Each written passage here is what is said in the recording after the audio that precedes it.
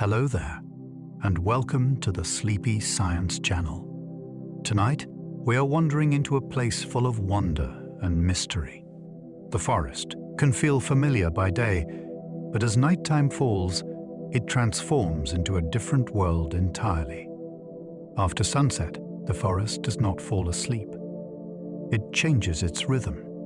Paths grow quieter, yet movement increases. Sounds travel farther. Scents linger longer. And ordinary trees start participating in hidden behaviors that most people will never see. This is a world shaped by moonlight, patience, and the remarkable intelligence of nature. The forest at night is a place full of purpose, where life rearranges itself according to ancient rhythms. As we explore this nocturnal landscape together, you will find the darkness full of silent signals, subtle exchanges, and animals working just beyond the reach of human perception. If you enjoy these gentle journeys, I invite you to like, subscribe, or share a thought below. It helps others find their way here too, one sleepy soul at a time. But for now, there's nothing you need to do but relax. Allow your body to soften and your breathing to slow. And let your mind unwind as we step softly into this fascinating world. Let's begin. Forests at night can be brighter than man-made cities. On warm, humid evenings, fireflies can gather in such density that whole edges of a forest seem to pulse, not like a single spark, but like a breathing field. In a few places around the world, certain firefly species even coordinate their timing, so the glow rises and falls together, as if the trees are blinking. The strange part is how it changes your sense of scale. A city light is fixed and indifferent. This light responds. It drifts, it swells, it thins, and it can suddenly ignite again a few steps farther on. You realize the darkness is not empty. It is full of living decisions. Some mushrooms glow to attract insects that spread their spores. In certain forests, a rotting log can hold a secret that only appears after dark. A mushroom may shine with a greenish glow, not bright like a lamp, but steady enough to be noticed by small night visitors. The light comes from chemistry inside the fungus, and it can turn a patch of decay into a beacon. Insects that would otherwise fly past can be drawn in, landing, crawling, and brushing against the spore-releasing surfaces. Then they leave, carrying the next generation on their bodies to another damp corner of the woods. It is a clever solution to a night problem. Wind is unreliable under dense trees. So the fungus recruits movement instead. What looks like simple glowing is actually a strategy, a quiet advertisement in the dark. You are watching a forest conversation that does not use sound or scent, only a gentle, persistent shine. Deer see better at night because their eyes recycle light. A deer steps into dusk, and the world opens up for it. Part of that advantage comes from a reflective layer behind the retina that bounces incoming light back through the eye, giving the deer a second chance to capture it. That is why deer eyes can seem to shine when caught in headlights. The glow is not the animal producing light. It is light being returned. This setup helps deer navigate and stay alert when the forest becomes a maze of dim shapes. Their pupils can also widen dramatically, letting in more of the night. What feels to us like a loss of detail is, for them, a shift into a different kind of clarity where movement matters most. It changes the whole balance of the forest. A deer can feed longer into the evening and detect danger earlier, which means the night is not only a hiding place for predators. It is also a protective advantage for prey that can read darkness well. Night breezes can carry a forest's scent signals for miles. When the sun drops, air often settles into smoother layers, and the forest becomes better at transporting smell. A faint trail from a flowering plant, a warning chemical from a chewed leaf, or the musk of an animal passing through can travel farther than it would in the broken turbulence of daytime heat. This matters because scent is one of the forest's oldest communication systems. It can guide pollinators toward the right place, steer herbivores away from danger, and help predators or prey locate each other without a single sound. The strange part is how directional it can be. A breeze can become a narrow corridor that carries information straight through the trees. That is why some animals lift their noses and paws, not because they are uncertain, but because they are reading. The forest is constantly sending messages, and at night, the air becomes a more reliable messenger, delivering signals to listeners who may be far beyond your view. Moths can smell a mate from astonishingly far downwind. A moth searching for a partner is not wandering randomly. It is following a thread in the air. Many moths detect pheromones, chemical signals released in tiny amounts, and their feathery antennae are built to catch them. What seems unbelievable is how sensitive this can be. Under the right conditions, a male moth can respond to a scent trail that began far away, moving in a zigzag pattern as it repeatedly loses and finds the signal, steering back into the plume. It is not a straight-line chase. It is more like solving a shifting puzzle in real time, with wind as the puzzle maker. This ability helps explain why moths appear so suddenly, as if from nowhere, at the exact moment a flower opens or a porch light flickers on. They were already out there, searching through darkness by smell, guided by a message so small we would never notice it, yet so clear to them it becomes direction. The forest floor is busiest after sunset, not at noon. Daytime movement can be risky. Heat, dryness, and hungry eyes make the ground a dangerous stage. After sunset, the forest floor becomes a different world, cooler and safer for small bodies that would overheat or dry out in sun. This is when snails and slugs travel farther, when beetles and ants run their roots, when frogs and salamanders emerge if the ground is damp enough. Under leaves, countless tiny hunters begin working, from spiders to centipedes, each one tuned to the darkness. Even scavengers join in, breaking down what fell during the day and keeping the forest from becoming clogged with leftovers.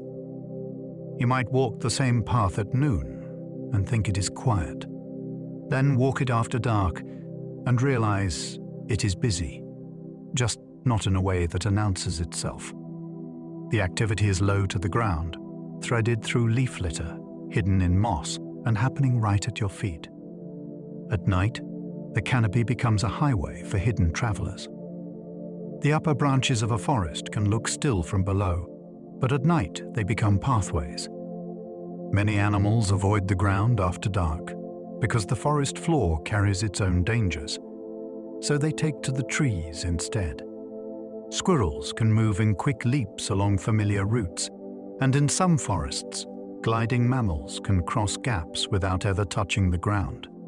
Smaller climbers use bark ridges like ladders, slipping between twigs and leaves where you would never think to look. Even certain insects choose the canopy because it offers food and escape routes in every direction. The canopy also changes the rules of sound. A soft movement up high can be swallowed by wind and leaves, making travelers nearly invisible to anything below. It is a layered city, built in living wood. From the ground, you see a ceiling. Up there, at night, it is a network of roads, shortcuts, hiding places, and quiet corridors that connect the forest into one continuous space. Fireflies synchronize flashes, turning meadows into living constellations. This happens because a flash is not just light, it is language. Different firefly species use different timing patterns, like distinct signatures in the dark, and the right pattern matters more than brightness. Males often drift low over grass, sending their rhythm into the night, while females watch from leaves and answer only when the signal is correct. Some species even adjust their timing when other flashes crowd the scene, staying recognizable in the confusion. that means the meadow is not simply pretty. It is a moving conversation where every pulse carries identity, location, and intent. The chemistry behind the glow is efficient, producing far more light than heat, which lets fireflies shine without burning energy wastefully.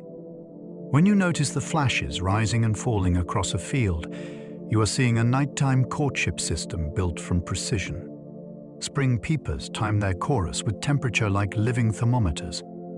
A spring peeper is small enough to fit in a pocket, yet its voice can fill a whole wet woodland. These frogs are powered by body temperatures that follow the air and water around them, so their calling speed shifts with the night's warmth. On cooler evenings, the chorus slows and spaces out, like a cautious heartbeat. On warmer ones, it tightens into a quick, bright shimmer of sound that can feel almost electric. This is more than singing for romance. It is a timing signal for the season itself, because peepers begin calling when conditions are safe enough for eggs and tadpoles to survive.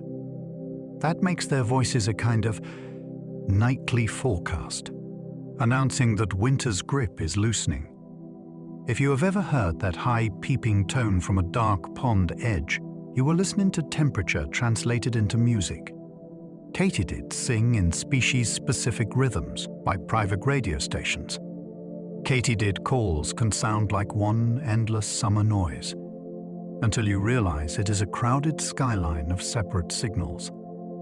Each species uses its own beat, spacing, and tone, so the forest becomes a layered broadcast system where every singer is trying to be understood. Some katydids call from high branches, others from shrubs, and their voices occupy different sound spaces, almost like taking turns in invisible lanes. A listener who knows what to notice can tell which species is nearby just by the pattern, even without seeing a single insect. That matters because katydids are not performing for us. They are trying to reach the right partner in a noisy environment filled with other callers, wind, and rustling leaves. Their solution is a signature rhythm that stays recognizable. Once you hear that, the night stops sounding like one chorus. It becomes a collection of distinct stations, each transmitting a coded message through darkness. Coyotes use night roads and trails like a quiet map.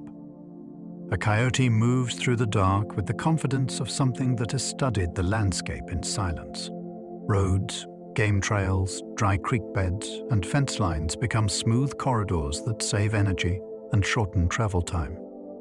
In a forest, that kind of efficiency matters because every extra step costs calories, and every unnecessary crash through brush makes noise. Coyotes also read what is left behind: footprints, droppings, and scent marks, like updates pinned along the route. That means a trail is not only a path. It is information about who passed, how recently, and what might be nearby.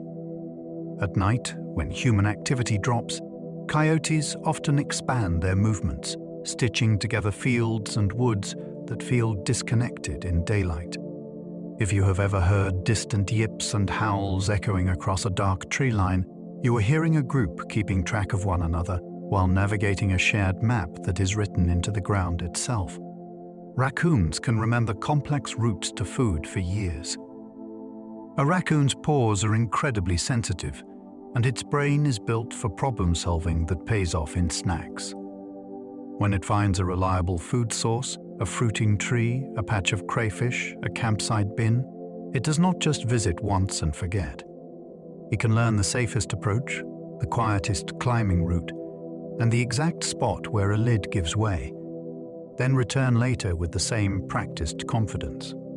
This memory helps raccoons thrive in forests that change through seasons, because the animal can keep a mental catalogue of options and switch plans when one disappears.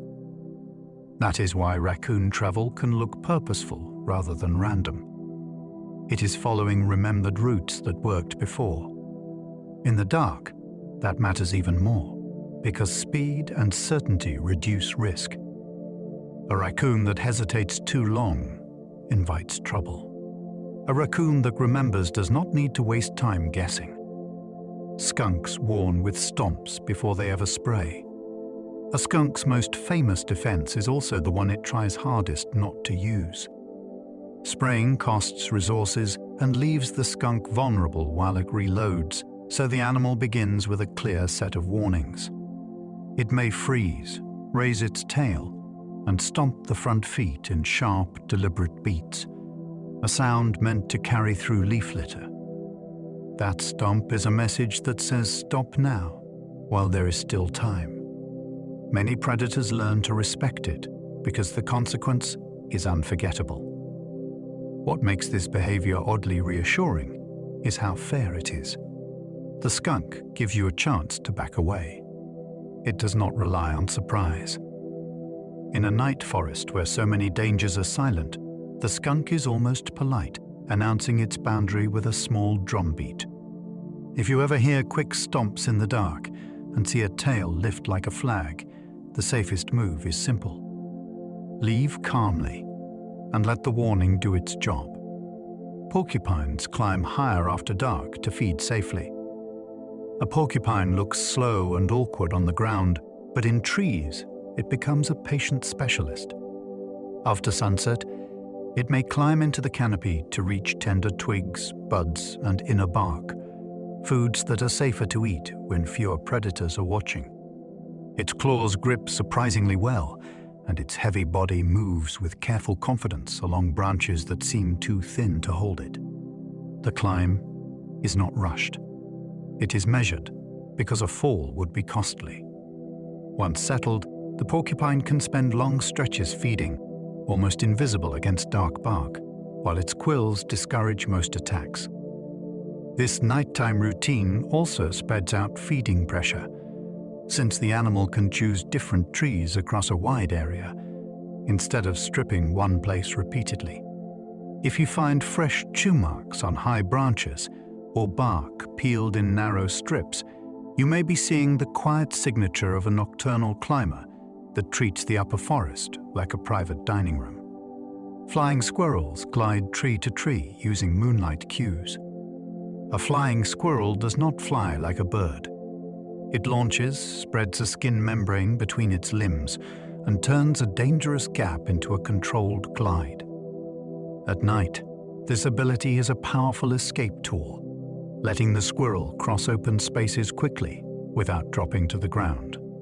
The animal steers by shifting its body and using its tail like a rudder, adjusting mid-glide to land on a trunk with surprising accuracy. Subtle light helps, not by making the forest bright, but by outlining branch shapes and clearing edges just enough to judge distance. This is why gliding can feel almost ghostly to witness. One moment the squirrel is clinging to bark, the next it is silent motion, and then it disappears again into leaves. Gliding also helps it reach food patches spread across the canopy, connecting distant trees into one reachable neighborhood. In the dark, the forest is full of gaps. To a flying squirrel, many of those gaps are just shortcuts. Rabbits freeze so completely, their stillness becomes camouflage.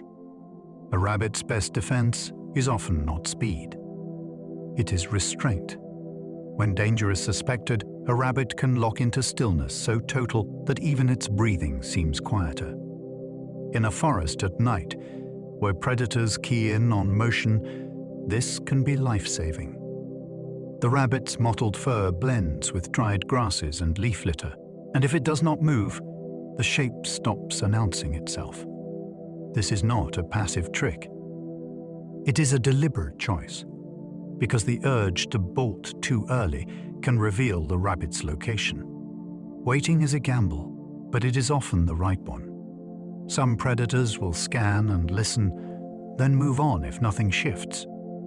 Only when the moment is perfect does the rabbit explode into motion, zigzagging toward cover with sudden power that feels almost impossible from such a quiet start.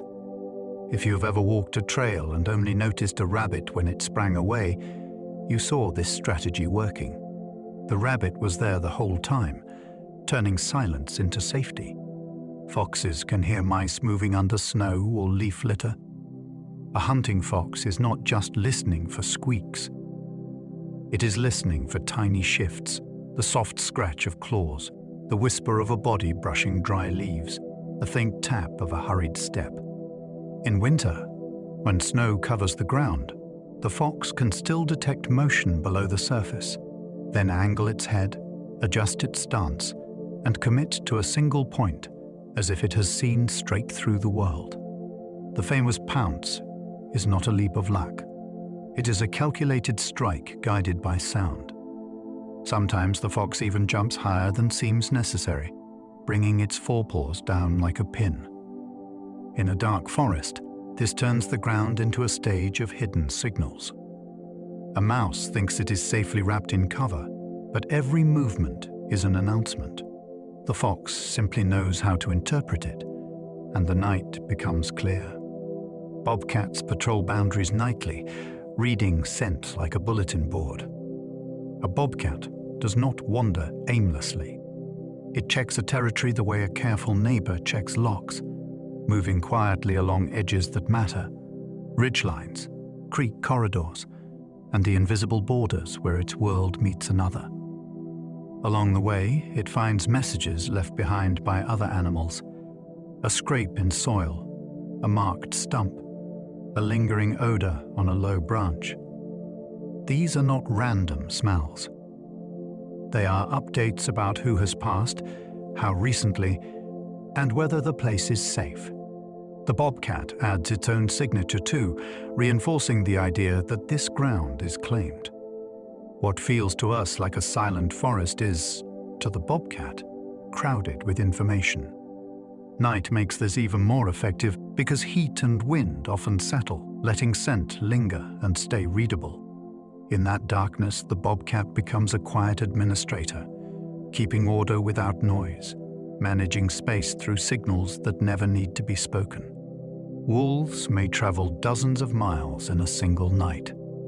A wolf pack can turn night into distance. While the forest rests, they can slip through it with steady purpose, moving along rivers, ridges, and old paths that reduce effort and keep their bodies efficient. This travel is not frantic. It is endurance, a paced rhythm that can continue for hours, allowing the pack to search widely for prey, check scent trails, or regroup after spreading out. Wolves also use sound to keep a social map, with howls that carry farther in cool night air, helping family members locate one another across large spaces. That means the forest is not just where they live. It is something they actively measure and cover, stitching together valleys and hills into one connected home. By dawn, they may have crossed what would feel like a long journey to us, yet to them it was simply the night's work, done on quiet feet and shared direction. Mountain lions move so silently, their footsteps can vanish in moss. A mountain lion is built for ambush, and silence is part of its anatomy. Soft paw pads reduce impact, claws stay retracted to avoid clicking on stone or bark, and the body moves with controlled balance that keeps branches from snapping under sudden weight shifts. In a mossy forest, this can make the animal feel almost unreal. It can be close without announcing itself, and by the time you sense anything, it is already past. The mountain lion's hunting style depends on this quiet. Rather than chasing over long distances, it closes the gap unseen, using shadows and terrain like cover, and strikes with explosive speed when the moment is perfect. That creates a different kind of nighttime tension. The forest may sound calm, yet a top predator can be moving through it like a drifting shadow, leaving few tracks and fewer clues. The silence is not emptiness. Sometimes it is the sound of something highly skilled doing exactly what it evolved to do. Badgers reshape soil nightly, creating tunnels that outlast generations. A badger does not just dig a hole, it remodels the ground. With powerful forelimbs and long claws, it can break hard soil and throw it back with a speed that feels impossible for such a stocky body. Night after night, This work expands burrows, creates new chambers, and opens passages that can last long after the original builder is gone.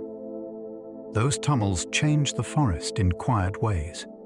They loosen compacted earth, improve airflow underground, and create shelter that other animals may later use, from small mammals to reptiles and insects. Even the piles of fresh soil can matter, bringing buried nutrients closer to the surface where plants can access them. A badger's nightly labor becomes a kind of accidental engineering, not aimed at helping the forest, yet doing it anyway. When you see a fresh mound near a woodland edge, you are looking at a creature that is literally reshaping the landscape one clawful at a time. Armadillos dig for insects, leaving tiny pips like crater fields. An armadillo foraging at night can transform a patch of ground into a dotted map of small excavations. It walks with its nose close to the soil, searching for insects and grubs by scent, then digs with quick, efficient bursts. The result is a scatter of shallow pits that can look like miniature impact craters by morning. These dig spots are not only signs of a meal, they can also affect what happens next. Disturbed soil can catch moisture more easily, expose seeds, and create tiny pockets where new plants might sprout. The armadillo is not trying to garden, but its hunger leaves a signature that the forest responds to. Night helps it do this work safely, avoiding heat and many daytime frets. It is a strange kind of craftsmanship, a creature in armor quietly combing the earth, opening it again and again, searching for life beneath the surface and leaving evidence in the form of a pockmarked trail. Opossums eat ticks, quietly reducing the forest's parasite load. Opossums are often misunderstood, but their nightly habits can have a surprising side effect for the forest.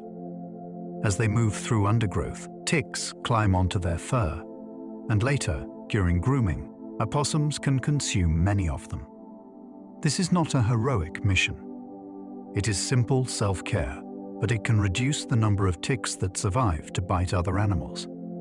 In a night forest, where deer, rodents, and predators all pass through the same corridors, parasites can spread easily, so any creature that removes them becomes part of the forest's quiet balancing act. Opossums are also tough survivors. They can eat a wide variety of foods. They do not panic easily, and when threatened, they may collapse into a convincing stillness that discourages attackers.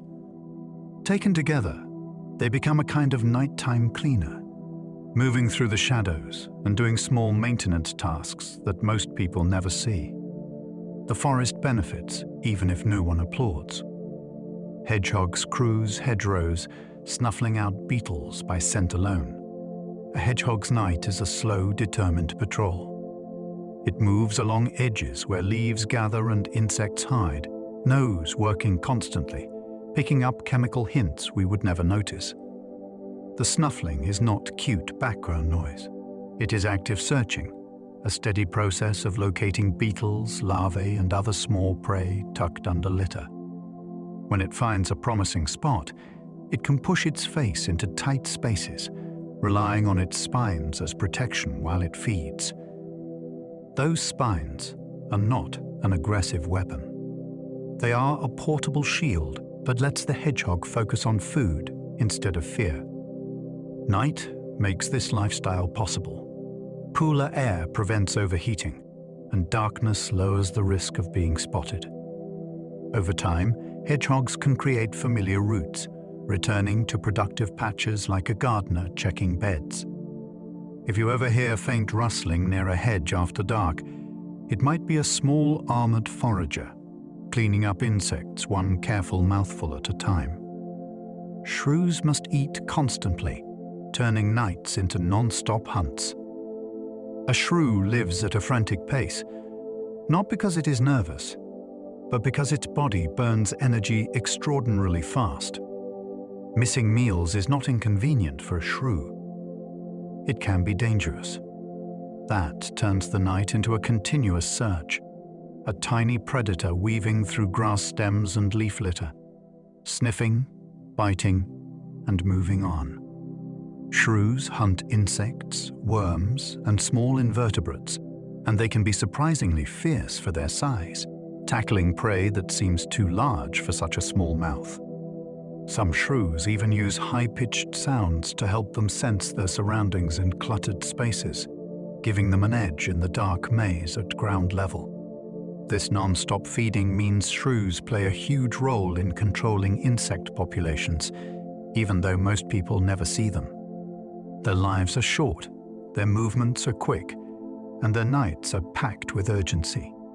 In a forest that feels calm, a shrew is pure motion, driven by the simple need to keep going. Moles push ridges through soil like moving underground waves. A mole spends most of its life in darkness so complete, it never needs eyes to guide it.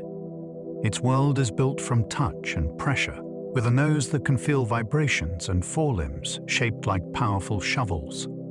As it digs, it can push soil upward, creating ridges that travel across a lawn or forest edge, like a slow-moving ripple. Those ridges are the surface expression of an underground hunt. Moles search for earthworms and other prey, patrolling tunnel systems that can be reused and expanded over time. The tunnels also change the soil itself, loosening it, mixing layers, and improving drainage in some places, while creating soft patches in others. To the forest, this is subtle engineering done from below. You might only notice a raised line in the morning and think of it as damage. But it is evidence of a creature navigating a hidden three-dimensional maze, reshaping the ground from the inside, and living an entire nocturnal life beneath your feet. Salamanders emerge on wet nights, breathing partly through their skin. When rain soaks the leaf litter, the forest unlocks a doorway for creatures that cannot afford to dry out. Salamanders step into the open because moisture turns their whole body into a working surface. Oxygen can pass through their skin, so a damp night is not just comfortable, it is breathable. That is why they appear like quiet miracles on trails after storms, sliding under logs, pausing beside moss, and moving with a patience that feels older than the trees. Their skins also absorb water easily, which is useful and risky at the same time.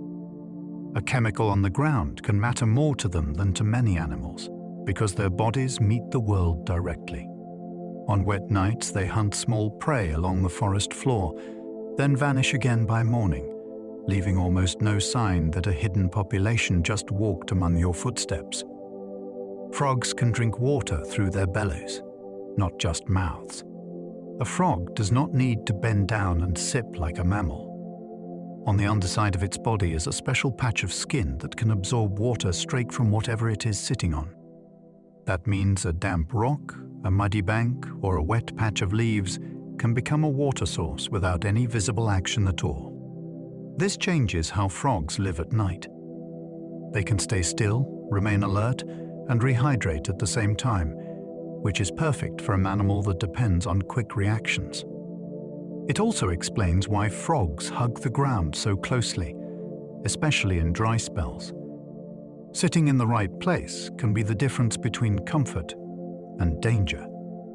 In a night forest, that quiet ability lets frogs wait near ponds, creeks, and puddles like patient guardians, restoring themselves in silence while listening for rivals, predators, and the faint movements of prey.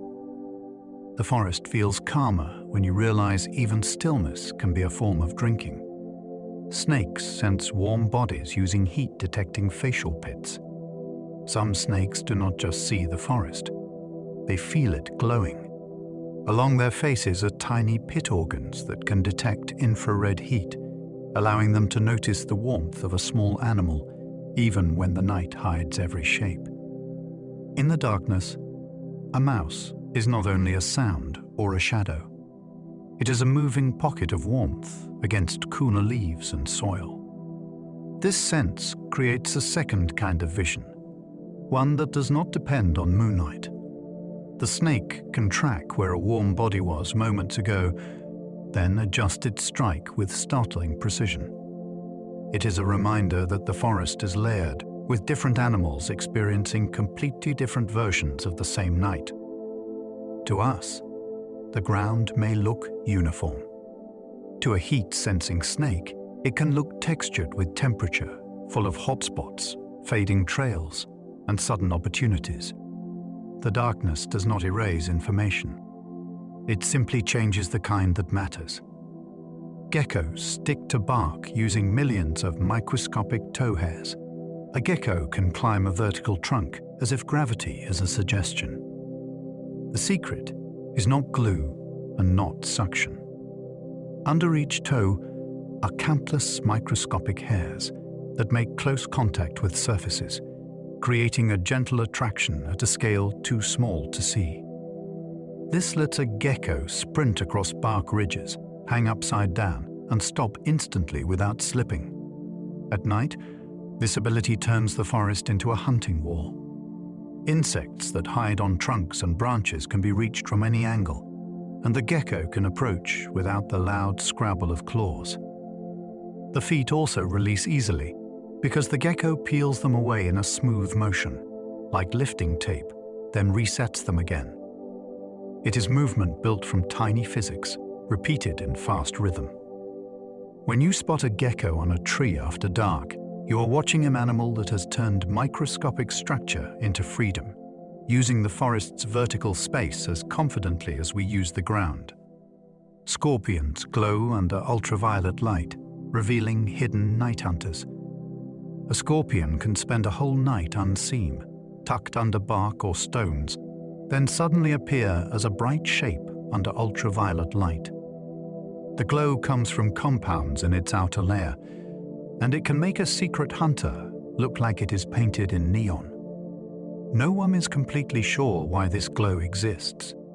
Some researchers suggest it may help scorpions sense light levels, while others think it could be an accidental byproduct of their biology. Either way, it is one of the strangest transformations in the night world. The scorpion itself is built for patience, often waiting motionless for long stretches, then striking fast when prey wanders close. Seeing it glow feels like catching the forest using a different set of rules, as if the darkness has a hidden ink that only certain light can reveal. It also reminds you that many night creatures are not rare. They are simply good at being invisible until the right perspective turns them visible. Spiders rebuild webs nightly, recycling silk as a protein meal. A spider web can look permanent, like a little structure the forest always had. For many web builders, it is anything but permanent. After a night of catching insects, a web can be full of damage, debris, and stretched threads. Rather than abandon it, some spiders take it down and eat it. That silk is made of valuable protein, so recycling it is like packing up your own house and turning it into tomorrow's building supplies. Then, often in the same area, the spider lays fresh lines again, tuning the pattern to the space, the wind, and the kinds of prey likely to pass through. This makes the web feel less like a trap and more like a nightly craft project, redesigned over and over. If you have ever walked a path at dusk and seen a new web that was not there earlier, you may be seeing the result of this routine. Night is not just hunting time. It is construction time, cleanup time, and careful planning, all done without a blueprint. Orb weavers can feel prey vibrations like plucked instrument strings. An orb web is not only sticky, it is sensitive. Each strand carries vibrations, and the spider sits like a listener at the center, reading patterns that tell it what just touched the web. A struggling moth sends one kind of signal. A leaf blown into the web sends another. Even the wrong kind of movement can be ignored, because the spider is listening for the right rhythm. This makes the web feel like an extension of the spider's senses, a wide net of information spread across open air. Some orb weavers even build special lines that help them locate prey faster, or create a thicker retreat nearby where they can hide while still monitoring the web. At night, when vision is limited, this vibration reading becomes a powerful way to hunt without rushing.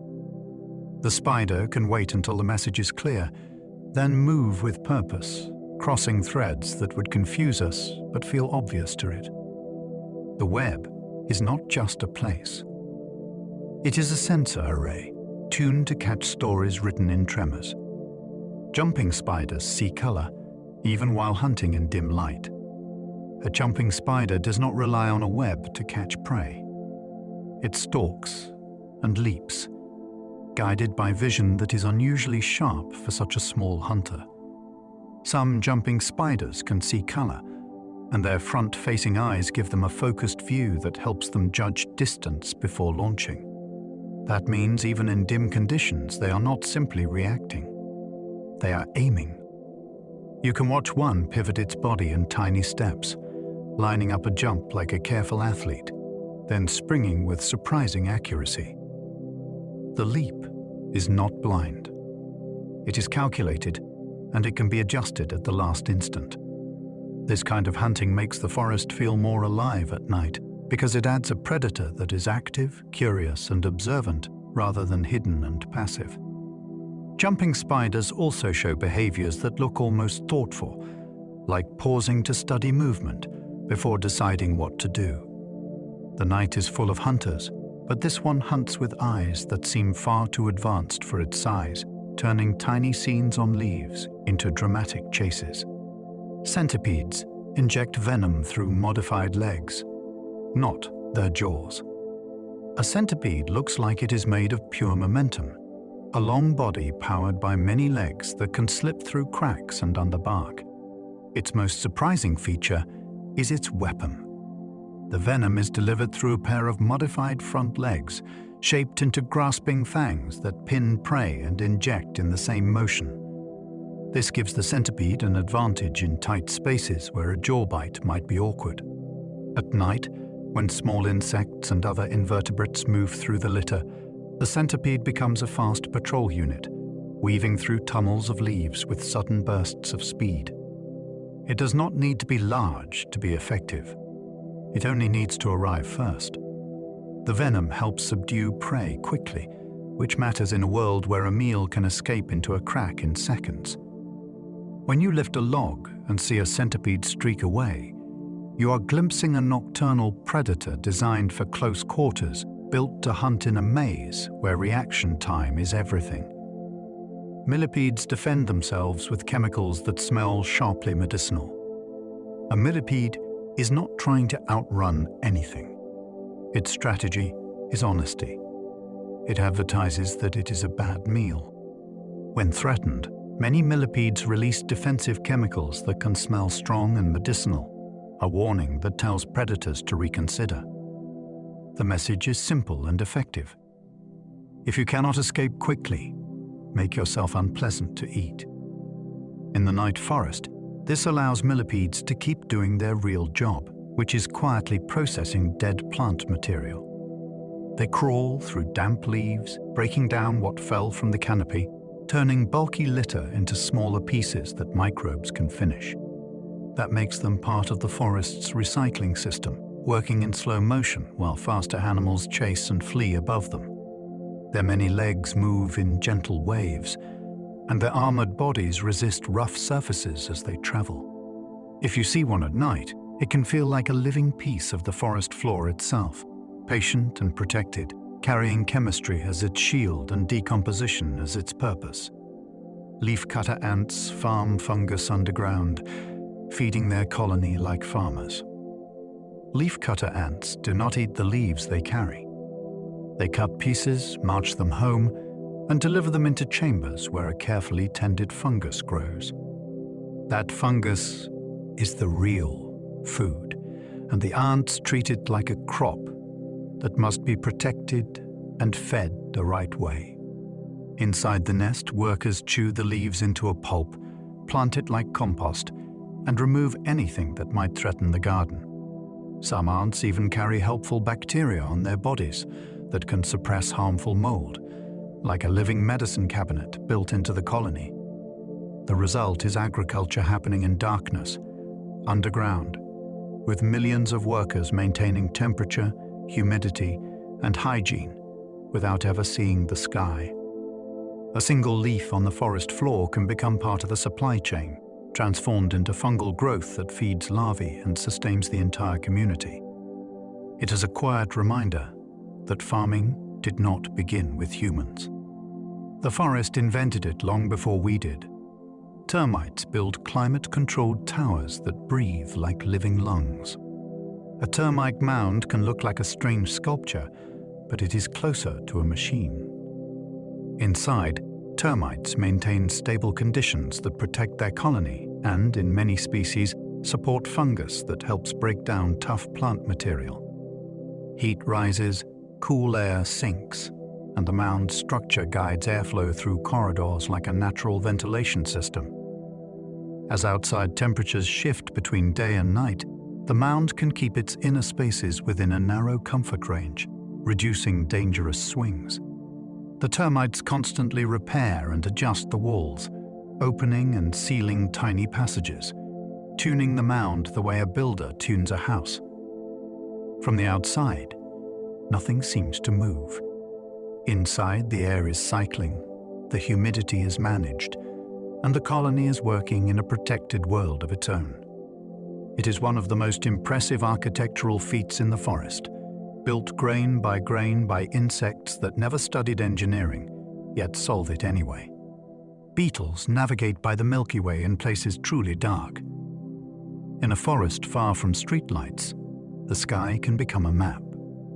Certain beetles have been shown to orient using the bright band of the Milky Way, keeping a steady course by holding a consistent angle to that glowing stripe overhead. That is astonishing, because it means the beetle is not just reacting to nearby landmarks. It is using the galaxy as a compass. This matters when the beetle's job is to move quickly away from competition or danger, where wandering in circles would be costly. A stable heading turns urgency into progress. It also means artificial light can scramble that guidance, washing out the sky pattern the beetle depends on.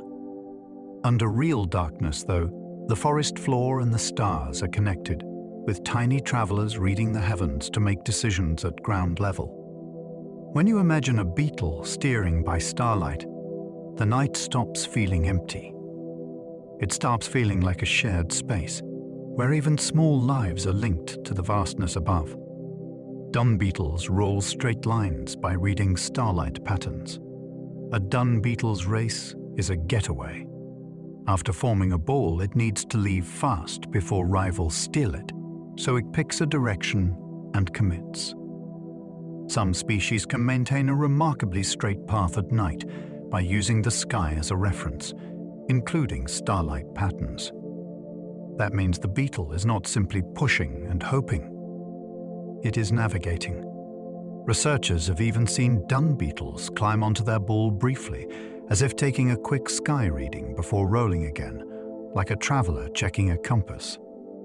The straighter the line, the sooner the beetle reaches a safe spot to bury its prize and protect it. This behavior turns a messy forest moment into a story of precision and urgency, powered by celestial cues. It also shows how the night sky can guide lives that never leave the ground. A beetle rolling a ball in darkness sounds ordinary, until you realize it is using the stars to escape a crowd and secure its future. Mosquitoes track carbon dioxide plumes like invisible scented rivers.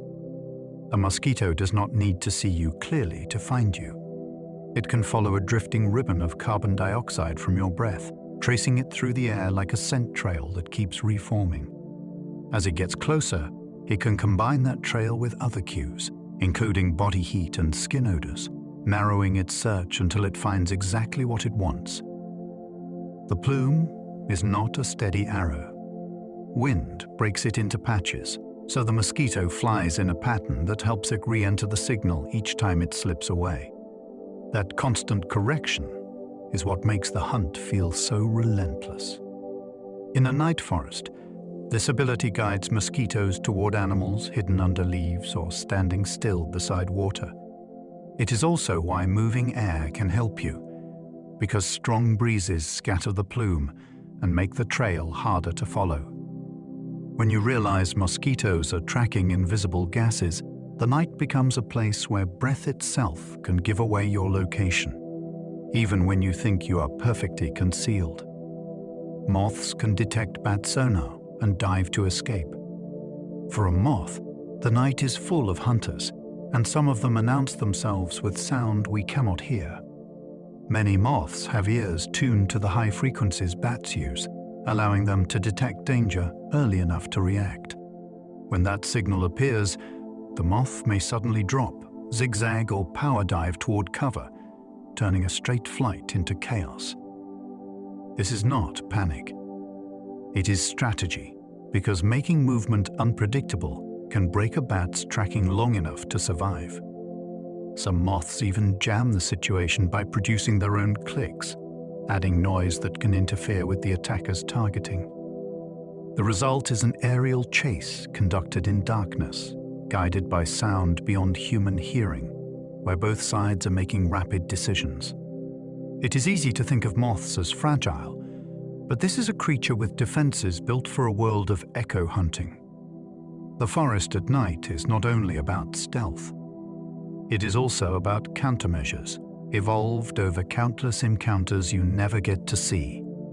Lacewings hunt aphids, earning the nickname aphid lion larvae. A lacewing adult looks delicate, like a drifting green leaf with wings. Its larva is the opposite. The larva is a hunter built for close quarters, with curved jaws that can seize aphids and drain them. That is why people call it an aphid lion. On plants near forest edges where aphids gather, these larvae patrol stems and leaf undersides, moving with steady purpose. Some species even disguise themselves by piling bits of debris on their backs, carrying a cloak of part fragments and prey remains that helps them blend in. It is camouflage made from the battlefield. In the dark, this little predator can clear pests that would otherwise weaken leaves and spread plant diseases, making it an unnoticed ally of the forest's growth. The transformation is also part of the wonder. A fierce larva becomes a graceful adult, as if the forest uses one creature to play two roles, first as a hunter, then as a quiet flyer. Once you know that, a lacewing is never just a pretty insect again. Praying mantises can turn their heads, watching without moving bodies. Most insects cannot swivel their heads much, so their whole body must turn to look. A praying mantis is different. It can rotate its head, tracking movement, while staying almost perfectly still. That stillness is the point. The mantis hunts by patience, blending into stems and leaves until prey comes close, then striking with forelegs that snap shut like a trap. Being able to look around without shifting the body lets it stay hidden while still monitoring the scene. At night, this becomes even more powerful because small movements are easier to miss, and the mantis can wait in silence, watching with an intensity that feels almost unsettling. It is also an animal that can judge distance well enough to strike accurately, turning a quiet perch into an ambush site. When you spot a mantis and it slowly turns its head toward you, it feels personal, like the forest itself has noticed your presence. That moment can make the night feel awake. Stick insects sway like twigs, fooling moonlit eyes. A stick insect survives by becoming a convincing mistake. Its body shape already resembles a twig, but the real trick is movement. When wind stirs branches, the insect sways too, matching the rhythm of its surroundings so closely that predators overlook it as just another part of the plant. Under moonlight, where shapes soften and details blur, that imitation becomes even more effective. The insect is not hiding behind something. It is hiding in plain sight by copying the forest's natural motion. Some stick insects also choose positions that strengthen the illusion, aligning their bodies with stems, angling their legs like small offshoots, and remaining still for long stretches. The result is a creature that turns the forest's own behavior into protection. It is a reminder that camouflage is not only about color. It is about timing and confidence, about knowing that if you move like the world around you, you can disappear inside it. Once you notice a stick insect, it can feel as if the forest has revealed a secret and then dared you to find it again. Some trees release more scent at night to deter insects. In daylight, a tree has to balance sunlight, water loss, and the constant attention of hungry mouths. After dark, another strategy becomes louder in the only language some insects truly respect: chemistry. Many trees and shrubs release aromatic compounds that can make leaves less appealing, confuse an insect's ability to locate a meal, or even attract the enemies of the insects doing the chewing. It is not perfume for our benefit. It is a defensive broadcast that can drift through the understory when air settles and humidity rises. A caterpillar feeding quietly can trigger this response, turning one bite into a wider warning. The astonishing part is how targeted it can feel, like a tree choosing the right message for the right problem. You can walk through a forest at night and catch sudden waves of scent that were not obvious hours earlier, not because the forest is romantic, but because it is negotiating survival in real time. Night-blooming flowers open after dusk to meet moth pollinators. Some flowers wait all day with their petals held back, saving their effort for the hours when different visitors arrive. After sunset, they open with purpose, often releasing stronger fragrance and presenting pale petals that stand out in low light. Their main partners are often moths, which patrol the night using scent and subtle visual cues. A moth does not need a bright garden. It needs a signal that says food is here, now. These flowers time everything to that moment, offering nectar deep enough that only certain tongues can reach it, guiding contact with pollen along the way. The plant is not guessing. It is matching a schedule that is repeated for countless nights. This changes how you picture pollination. It is not only bees in sunlight. It is also quiet night flights, wings dusted with pollen, moving between blossoms you might never notice. If you have ever smelled a sweet bloom in darkness and could not see where it came from, you were likely standing near a flower that designed itself for the night shift. Moonflowers unfurl rapidly, turning darkness into a timed invitation. A moonflower can seem almost theatrical because it does not open slowly over hours. It can unfurl in minutes, petals loosening and spreading as if the plant is taking a breath. That speed matters because the night window is short. The flower is aiming for specific visitors, and it wants to be ready at the right moment, not late. The bloom is often bright against darkness, and the scent can intensify as it opens, announcing itself to night pollinators that are already moving. Watching one open feels like catching a hidden mechanism in the natural world, something usually missed because it happens when most people are indoors.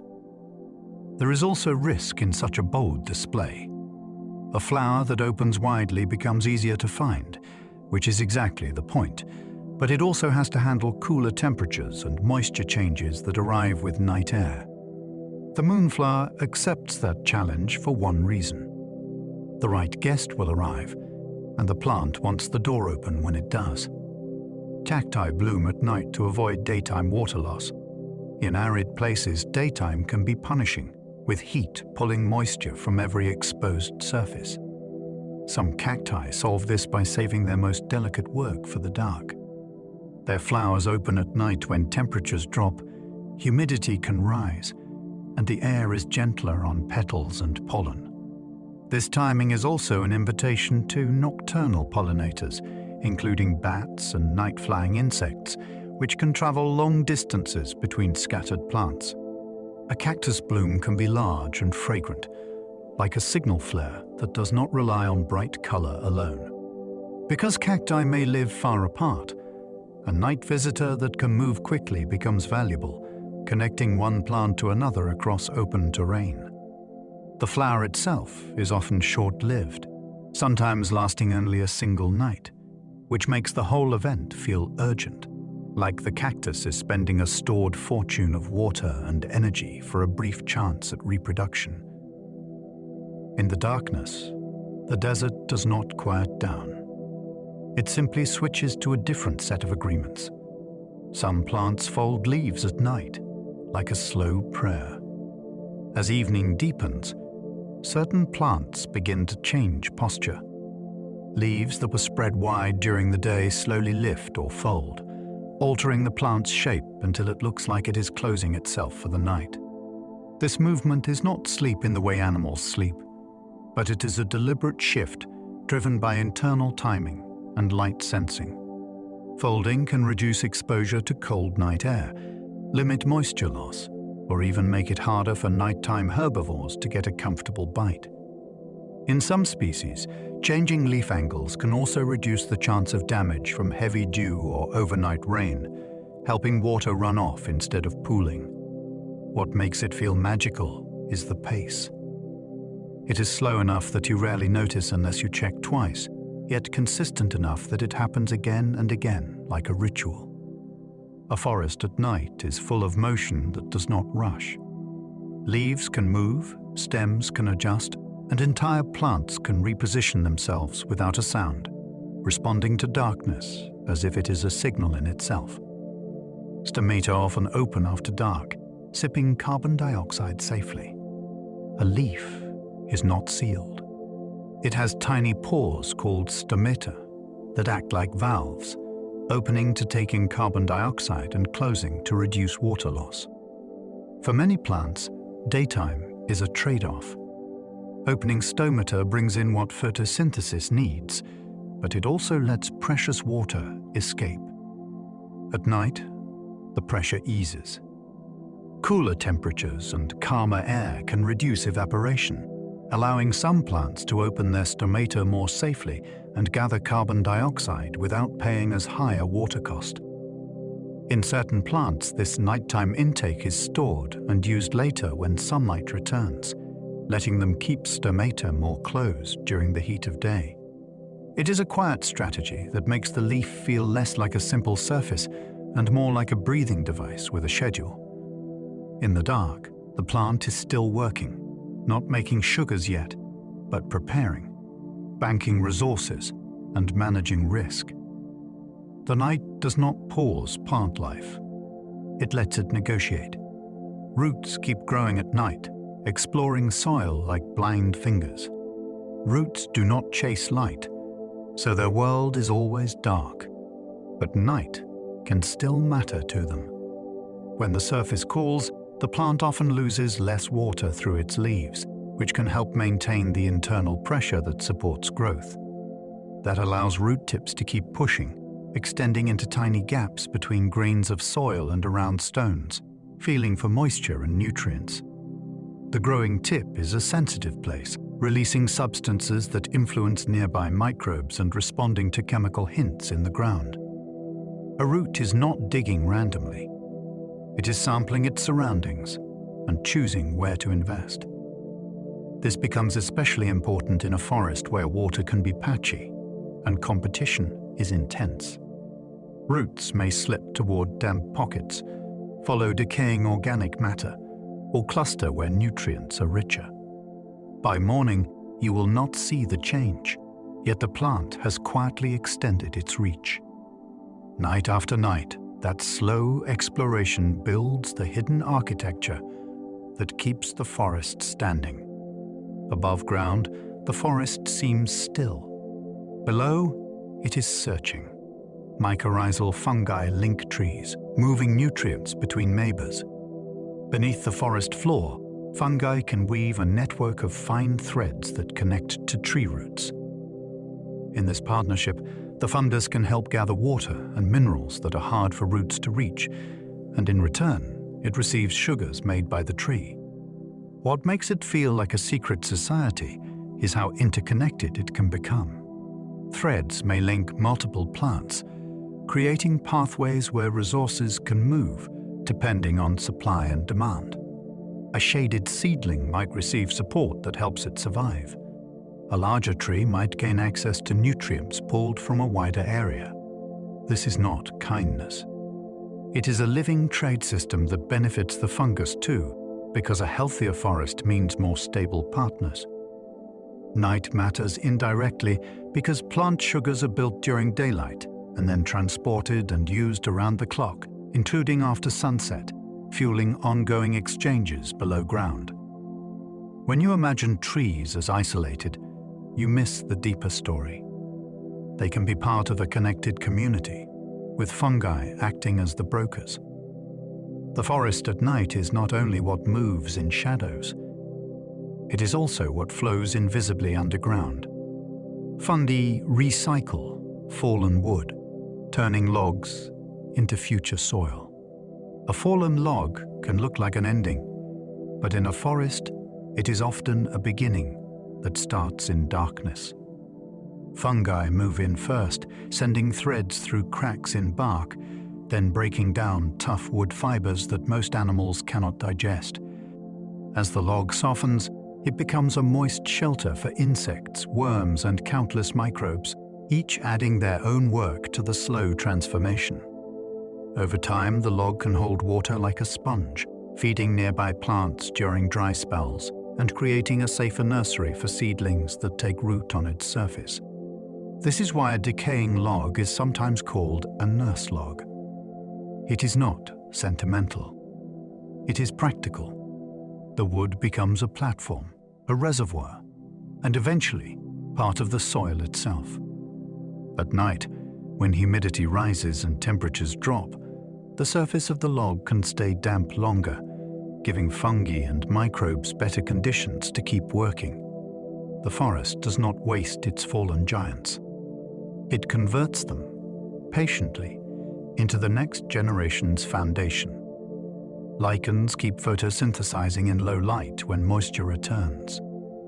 A lichen is not one organism. It is a partnership, usually between a fungus and a photosynthetic partner such as algae. Together they can survive in places that seem too harsh or too bare, clinging to bark, rocks, and old wood. Lichens can dry out and pause, then revive quickly when moisture returns, absorbing water from rain, fog, or heavy dew. That ability makes night important in a subtle way. Even when daylight is gone, a damp lichen can still take advantage of low light conditions and keep its internal processes going, especially during twilight, moonlit nights, or under a canopy where brightness is already muted. It is not fast. It is persistent. Lichens grow slowly, but they are steady pioneers, helping break down surfaces and creating tiny habitats for micro-life. Seeing lichen on a tree is like seeing time made visible, a living crust that records conditions over years. In the night forest, when surfaces become moist again, lichens quietly wake up and continue their long work. Dew forms tiny lenses that can focus moonlight onto leaves. On clear nights, dew does more than make the forest sparkle. Each droplet is a curved surface that bends and concentrates whatever light is available, including moonlight and starlight. Up close, a wet leaf can become a field of miniature magnifiers, turning faint night glow into pinpoints and bright specks. For tiny organisms living on plant surfaces, that change matters. A film of moisture can shift temperature, slow drying winds, and create micro-pockets where bacteria, spores, and microscopic grazers can move and feed. Dew also acts like a delivery system, pulling trace particles from the air and settling them onto leaves, bark, and moss. When morning arrives, many plants can absorb that moisture directly through their surfaces or guide it toward the soil below. What looks like a simple nighttime dampness is actually a temporary environment, built bead by bead, that changes how the forest breathes, trades, and survives between sunset and sunrise. Night air cools, creating fog that waters forests without rain. Sometimes a forest drinks from the sky without a single drop falling. When the ground releases heat after sunset, the air near it can cool enough for water vapor to condense into fog. That fog drifts between trunks and branches, and as it brushes past needles, leaves, and moss, it can deposit moisture like a quiet rain you barely notice. In cloud forests and coastal woodlands, this can be a major source of water, sustaining plants through dry seasons when storms are rare. Some trees and shrubs are shaped in ways that help them capture this moisture, letting droplets gather and drip down to their roots. The forest floor benefits too, because a damp night slows evaporation and keeps soils from crusting over. Fog also changes the soundscape, softening distant noise and making close sounds feel more intimate. The next time you see mist curling through trees, it may not be a decoration. It may be a nightly delivery, turning air into water and silence into survival. Forests can make their own weather by releasing water vapor. A forest is not just sitting beneath the atmosphere. It participates in it.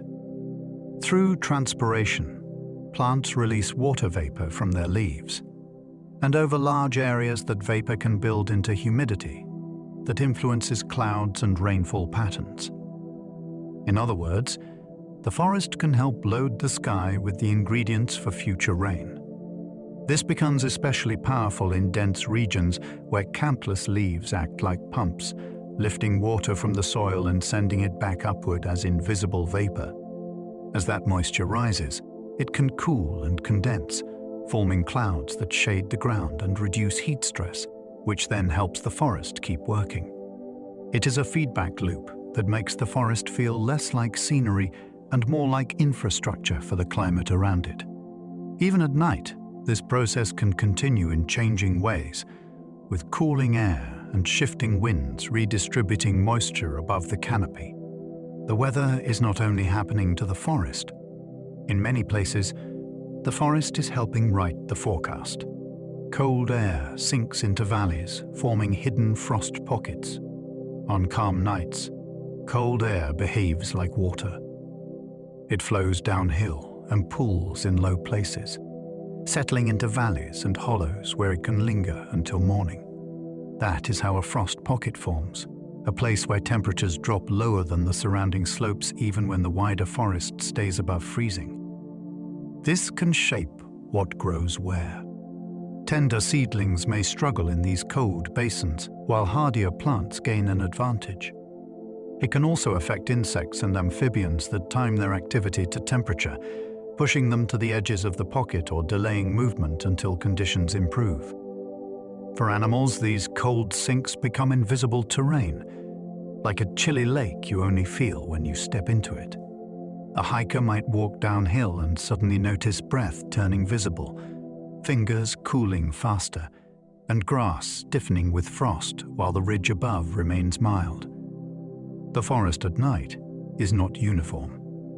It has temperature landscapes, and valleys can hold cold the way caves hold darkness. Tree trunks store heat, releasing it slowly after sunset. A tree trunk is more than support wood. It is thermal mass, a solid body that absorbs warmth during the day and releases it gradually once the sun is gone. This gentle leak of heat can soften nighttime temperature drops right around the bark, creating a slightly warmer boundary layer in the air.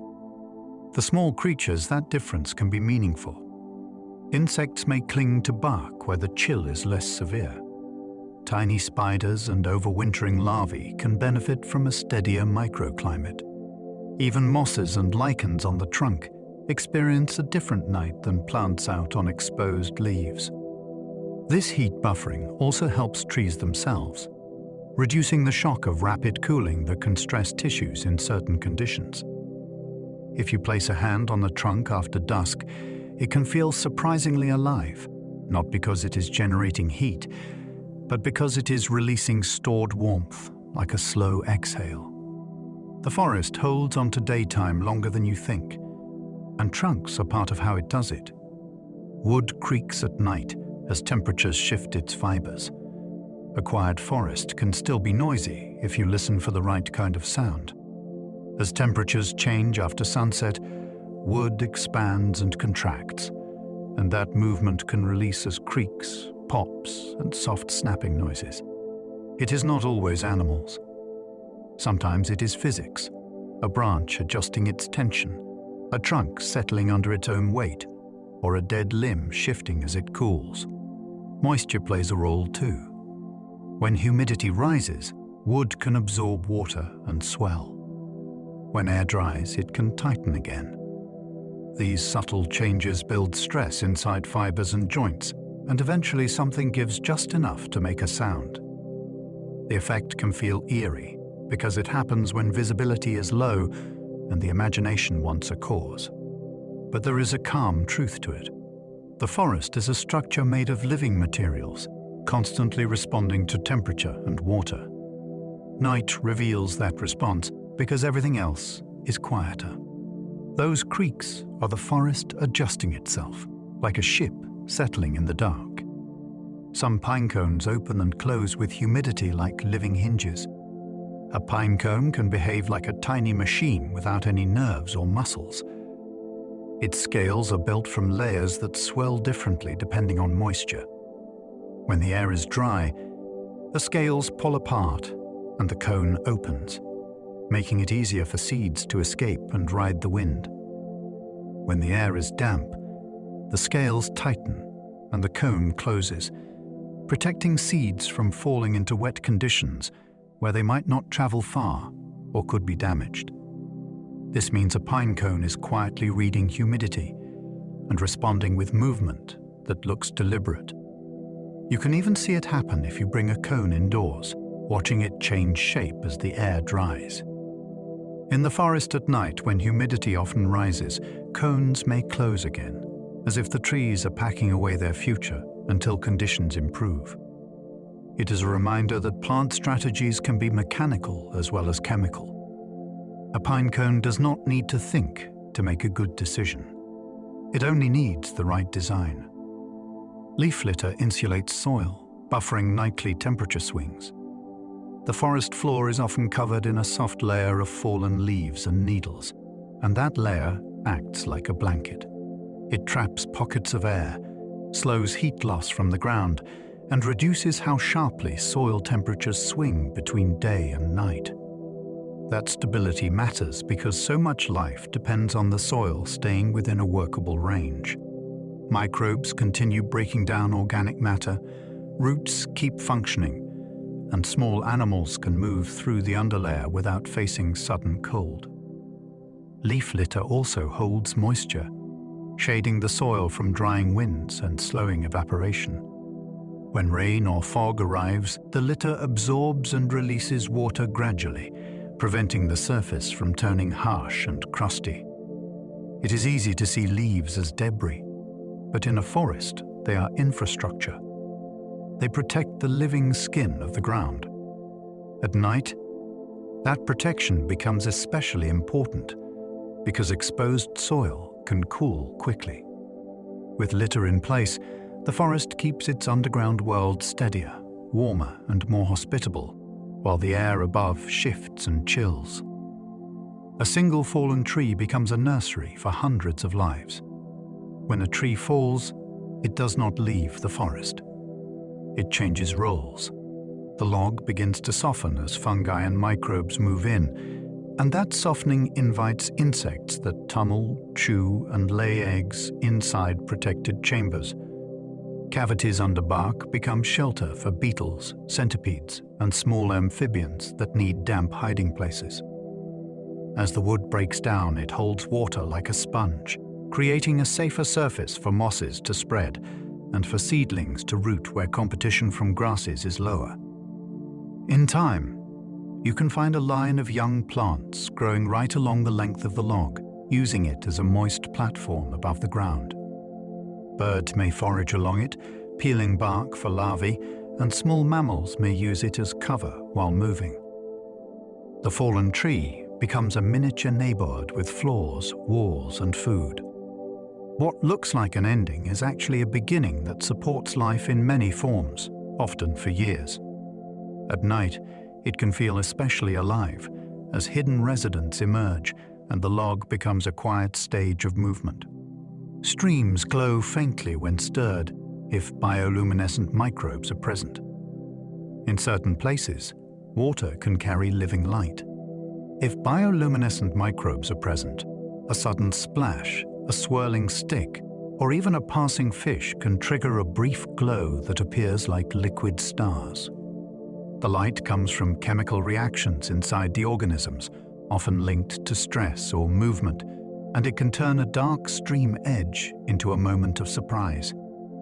It does not happen in most forest creeks, which is part of what makes it so memorable when it does.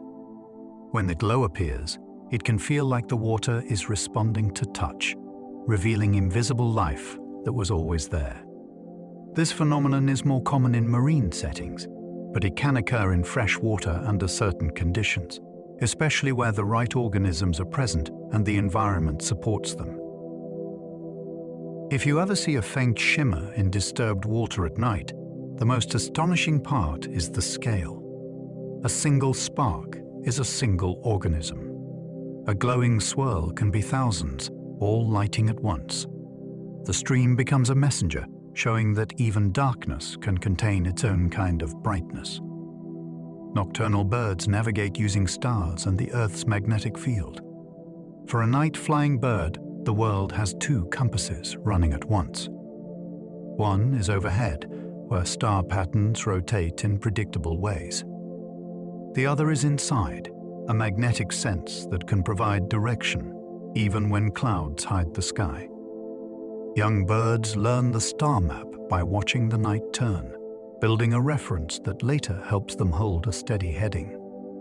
The magnetic sense adds a backup, especially useful over dark forests, open water, or unfamiliar terrain where landmarks disappear. What makes this feel almost unreal is the scale. A small body can lift into darkness and still know which way is forward. When conditions change, winds shift, or the horizon vanishes, the bird does not need to panic. It can recalibrate using cues that humans rarely notice.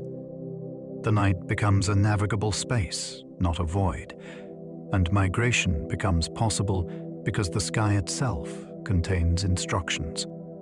Migrating songbirds call softly at night, keeping airborne contact.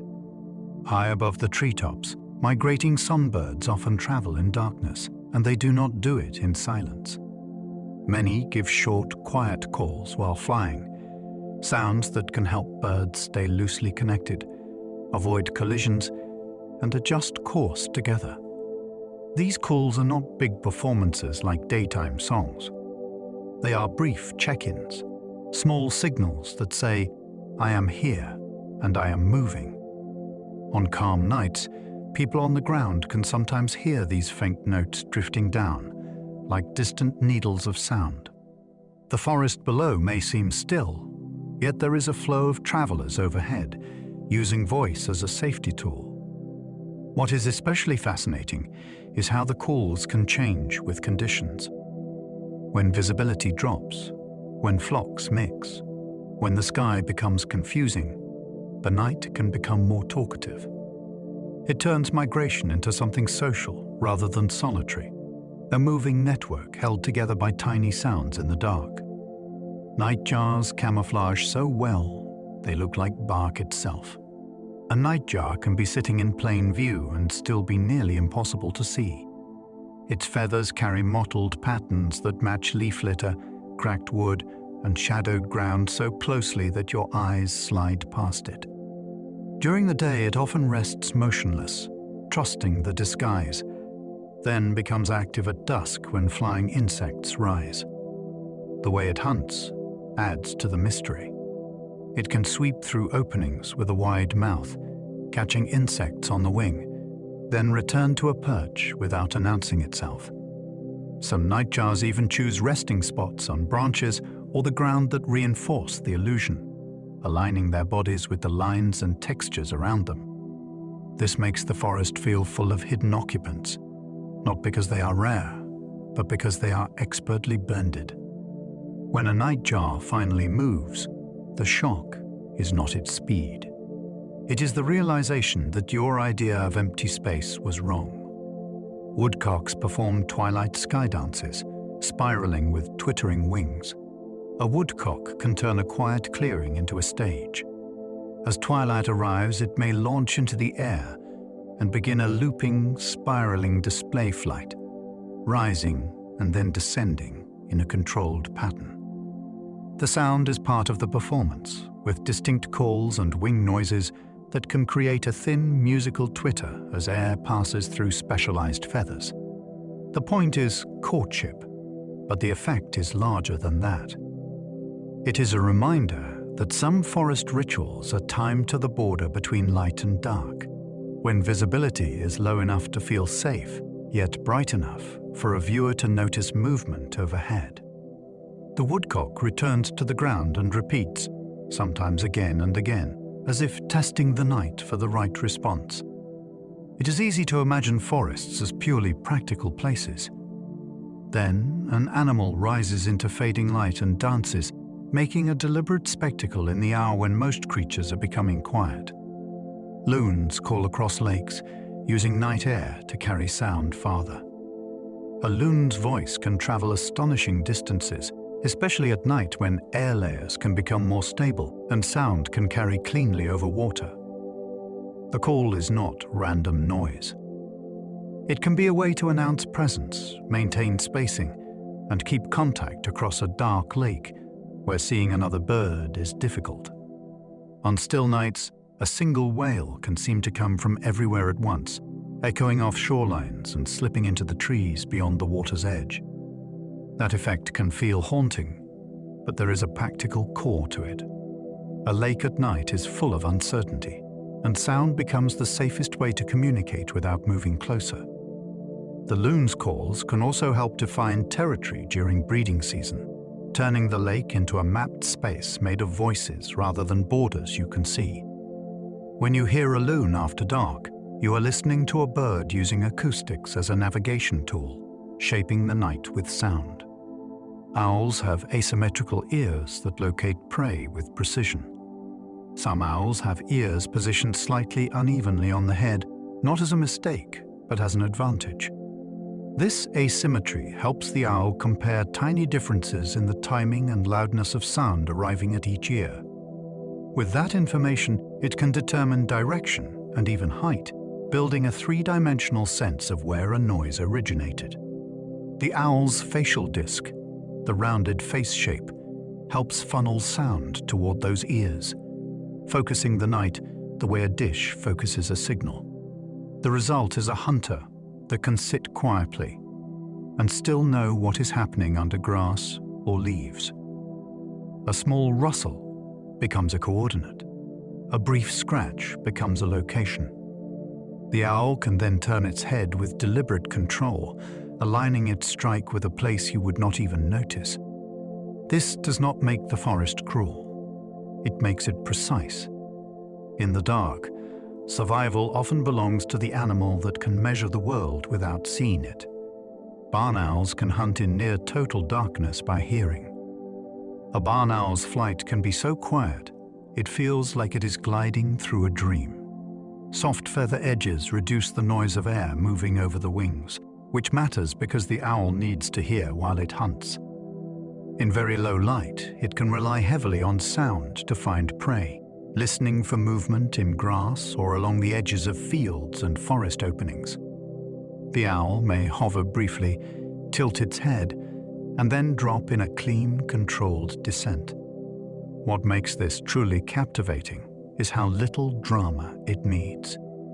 There is no chase you can follow. There is only a sudden decision and a sudden strike.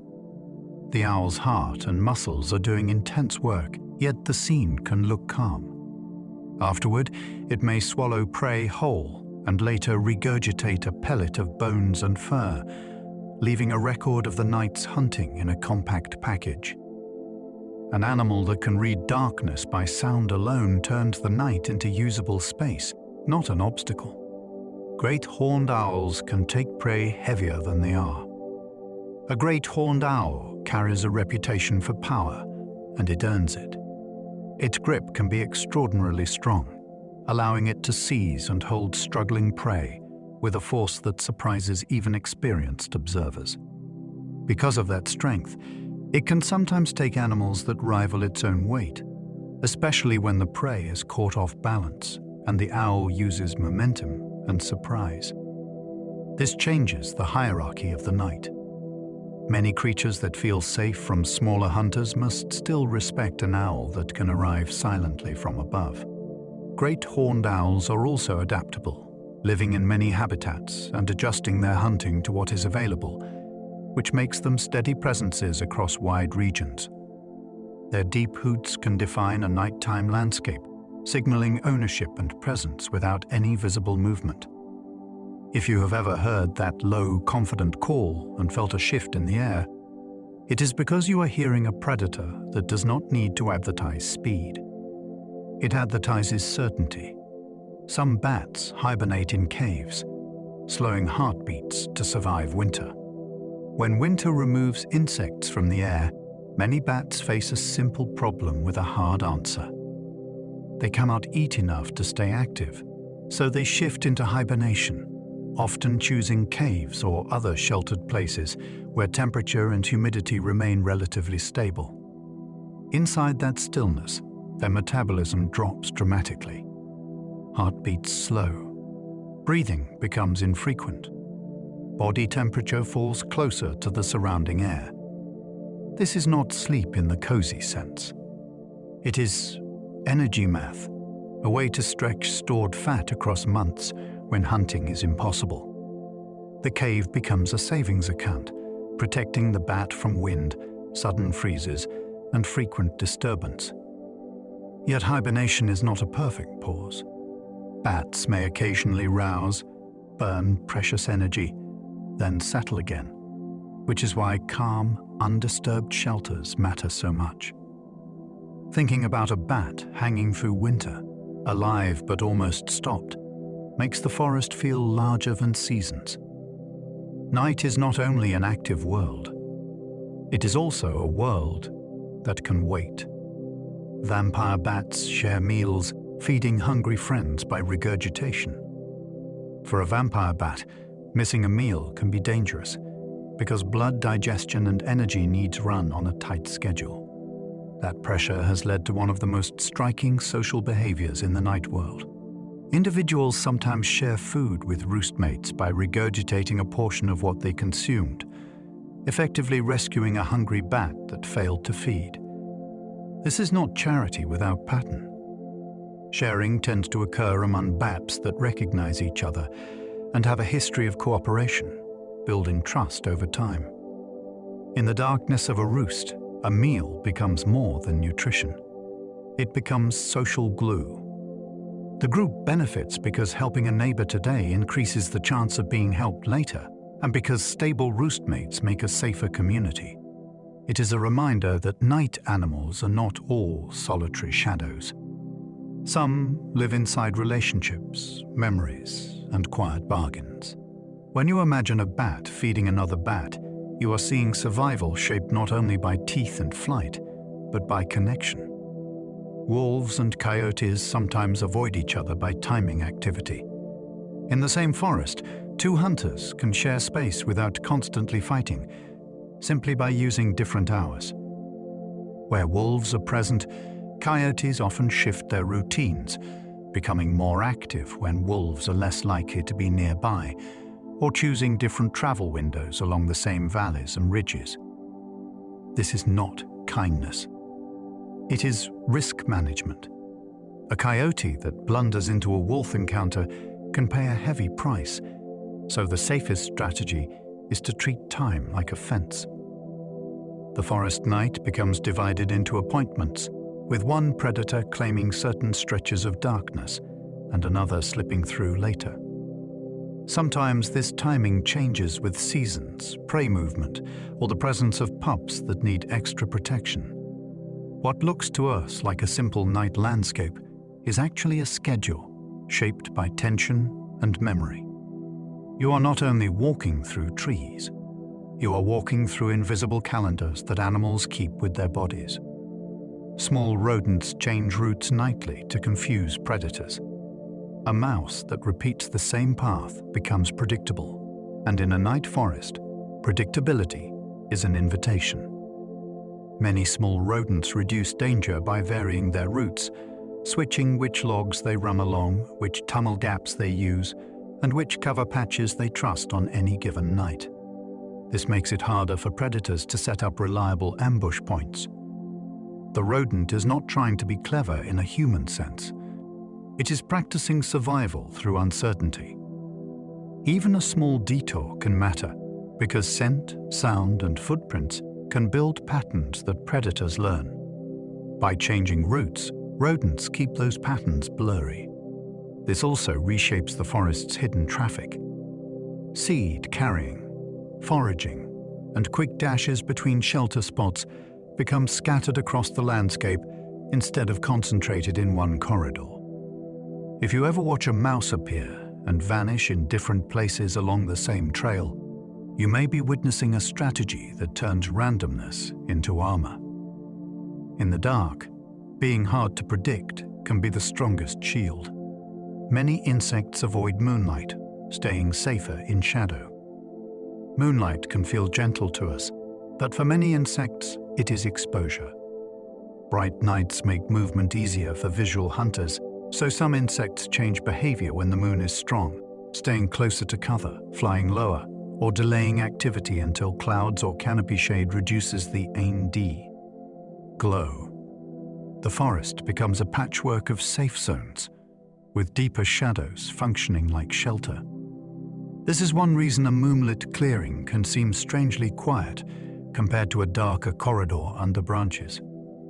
Insects that do move may hug trunks, leaf undersides, and thick shrubs, using structure as protection.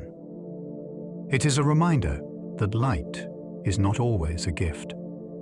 Sometimes it is danger. The moon also shifts night contrast, sharpening silhouettes and making wings and bodies easier to spot. So insects respond by becoming more careful, not less. When you notice fewer fluttering shapes on a bright night, it may not mean the forest is empty. It may mean it is hiding intelligently, choosing darkness within darkness. Bright artificial lights can disrupt nocturnal pollination networks. A single street lamp near a forest edge can pull the night out of alignment. Many nocturnal pollinators navigate using natural light cues, and bright artificial lights can draw them away from flowers, trap them in exhausting loops, or concentrate them in places where they are more easily eaten. Meanwhile, night-blooming plants that rely on moths or other dark-hour visitors may receive fewer pollination trips, even if the flowers open perfectly on schedule. The result is subtle but important. Fewer visits can mean fewer seeds, which can ripple through plant populations over time. Light can also change when some insects choose to fly, shifting their activity into riskier hours or reducing it altogether. Unlike a storm, this disruption is steady, night after night, rewriting behaviors through repetition. What makes it feel unsettling is how quiet it is. The lamp does not chase anything. It simply stays on, and the forest reorganizes around it. In a world built on darkness as a habitat, artificial brightness is not neutral. It is a new force that reshapes relationships. Moon phases can change predator success, reshaping nightly behavior. The moon is not only a light in the sky, it can be a dial that changes the odds. On brighter nights, some predators hunt more effectively because they can see better, while others lose an advantage if their prey can detect them sooner. Prey animals respond by shifting when they move, how far they travel from cover, and which habitats they choose. This means the night does not have one stable rulebook. It has phases. A forest under a thin crescent can feel like a different arena than a forest under a wide, bright moon. Even small changes in illumination can influence whether a chase begins, whether an ambush succeeds or whether an animal decides it is safer to wait. Over time, these choices create patterns that repeat every month, like a natural tide of risk.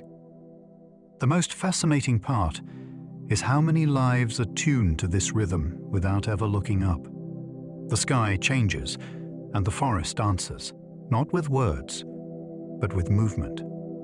Some animals use the full moon as a traveling lantern.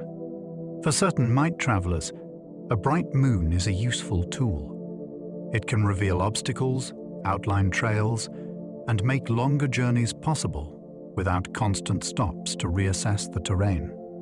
Animals that need to cover distance may take advantage of these bright windows, using moonlit hours to cross open areas, follow shorelines, or move between feeding and resting sites more efficiently.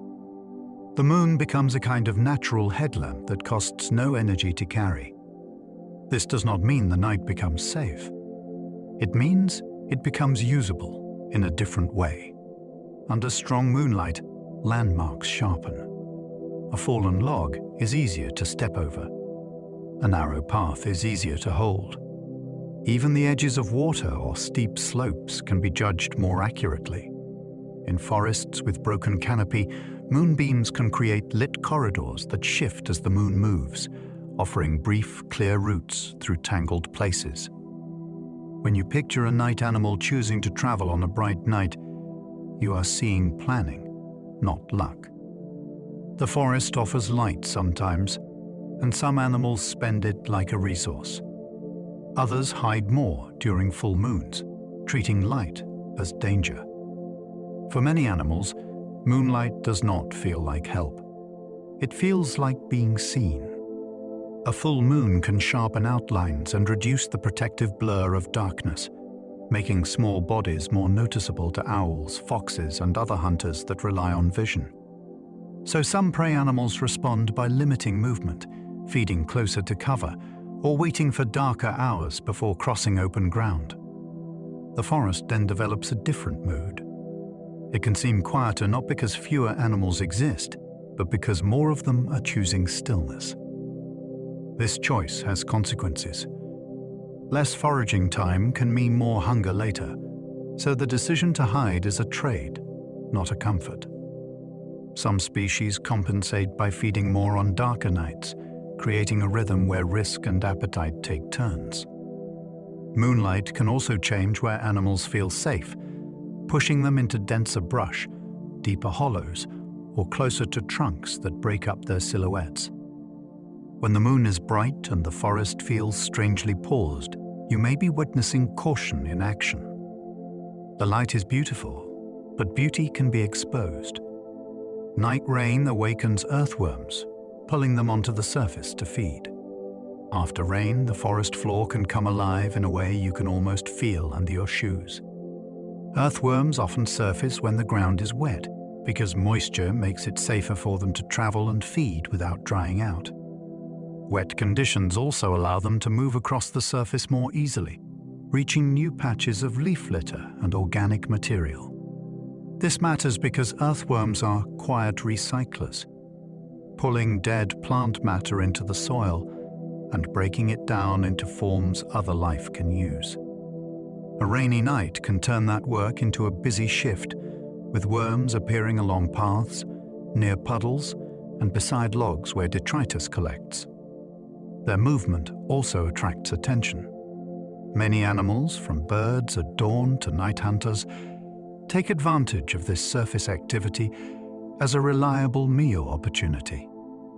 What looks like a simple rain event is actually a timing signal, releasing a hidden workforce from underground. If you have ever seen a damp path dotted with worms after dark, you are watching the forest respond to water with immediate motion, turning rainfall into feeding time. Snails travel farther at night, protected from drying air. A snail carries its home, but it still has a problem. Its body can lose water easily, and dry air can turn travel into danger. Night helps by lowering temperature and often raising humidity, creating safer conditions for long, slow journeys. This is when snails can leave hiding places and cross larger stretches of ground to find food, mates, or better shelter. Their pace is steady, but their progress adds up when the environment stops trying to dry them out. You can sometimes find them climbing stems and trunks at night, taking advantage of moisture on surfaces and avoiding the harsher exposure of daytime. The trail they leave behind is not just slime. It reduces friction, helps them glide over rough textures, and can even retain moisture along the path. The forest benefits from these movements too, because snails help process decaying plant material and influence which fungi and algae grow on surfaces. They are slow, but they are part of the nightly circulation.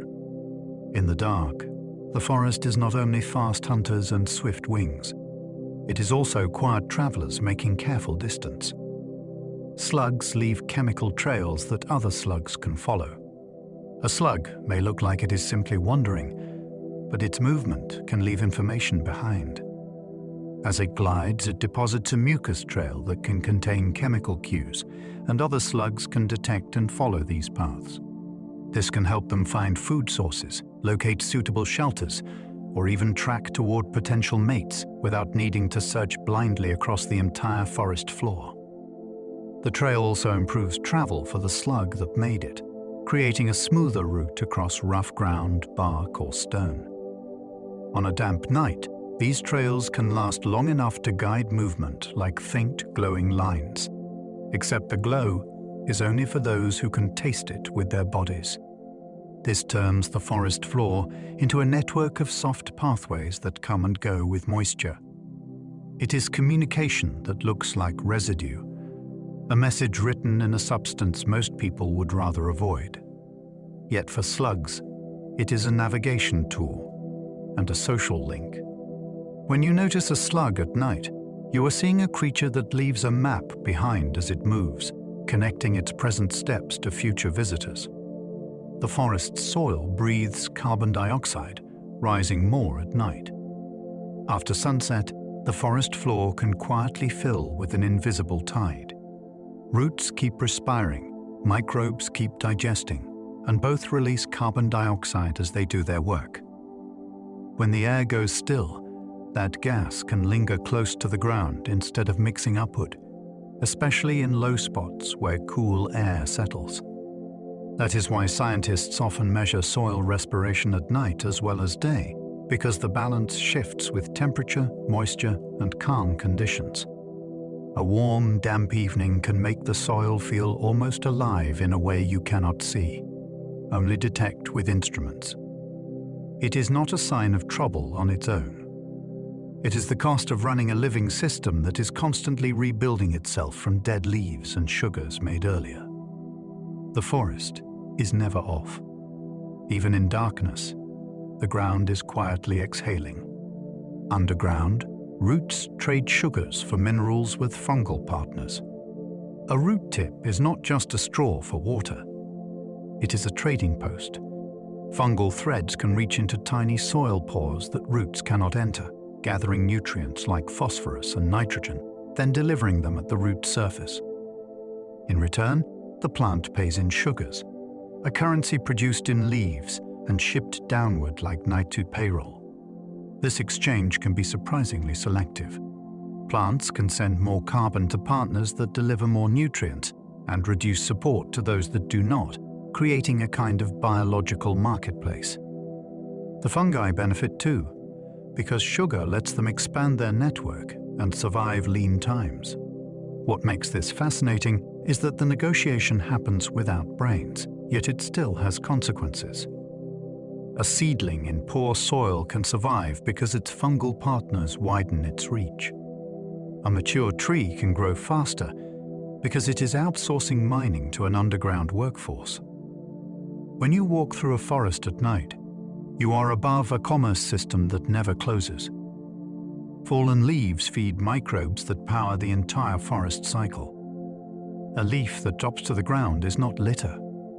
It is a meal. Microbes move in first, coating the surface and beginning the slow work of breaking complex plant material into smaller pieces.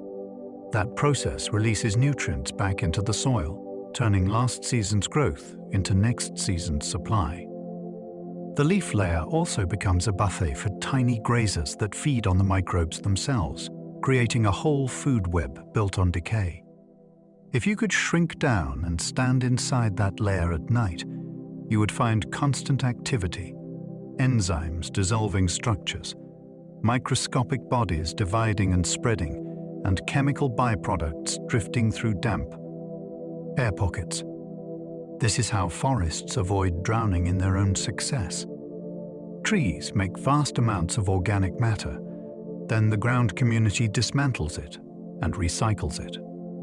The forest does not just grow, it reuses. Fallen leaves are the fuel that keeps that loop turning. Rotting logs can stay warm inside from microbial activity. A decaying log can feel like a quiet object, but inside it can run like a small furnace. Microbes breaking down wood release heat as they metabolize, the same basic reason compost piles can warm up. The log's structure helps trap that warmth, especially when the outer surface stays damp and insulated by bark or moss. For small creatures, that warmer interior can be a refuge on chilly nights, a place where larvae, beetles, and other residents can keep functioning when the air outside cools. It also speeds decomposition, because many microbes work faster in slightly warmer conditions, creating a self-reinforcing pocket of activity.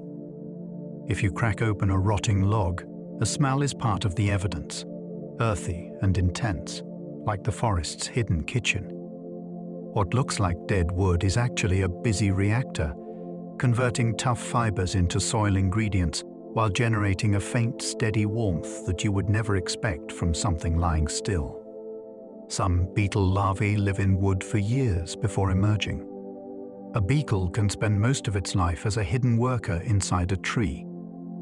Certain larvae tunnel through wood for years, chewing slowly, growing gradually, and turning dense fibers into fine debris as they go. Outside, seasons spin past. Inside, the larva stays in a stable world of darkness and sap scent, protected from many predators and weather extremes. This long childhood is not laziness. Wood is a tough food source, and extracting enough energy takes time. The payoff comes later, when the adult finally emerges, sometimes leaving neat exit holes as quiet signatures on dead trunks or fallen branches. That emergence can feel sudden, but it is the end of a long project that started years earlier. When you hear a faint tapping in a log at night, it might not be imagination. It could be a larva moving, chewing, and reshaping the interior of the forest one bite at a time, preparing for a future it has not seen. Cicadas spend years underground, then rise in synchronized waves. Some cicadas live most of their lives as underground nymphs, feeding on root fluids and growing in darkness for years before they ever see the sky. Then, in the right year, a huge number emerge within a short window, climbing trunks, splitting their skins, and becoming loud adults almost overnight. This timing is not random. The underground world has cues, including soil temperature patterns that help trigger the final push upward. The advantage of emerging together is brutal and brilliant. Predators cannot eat them all. With so many bodies at once, enough cicadas survive to mate and lay eggs, even if many are taken. The forest changes during these waves. The ground is full of exit holes, the trunks hold empty shells, and the air fills with sound that can dominate daylight and dusk. It feels like the forest has flipped a switch. Then, after a short adult season, the chorus fades, and the next generation begins its long wait below. Glowworms are larvae, not worms, using light to lure prey. What people call a glowworm is often the larval stage of an insect, and the glow is not decoration. It is a trap. The larva produces light from its body, to attract small insects that mistake the glow for safety or food.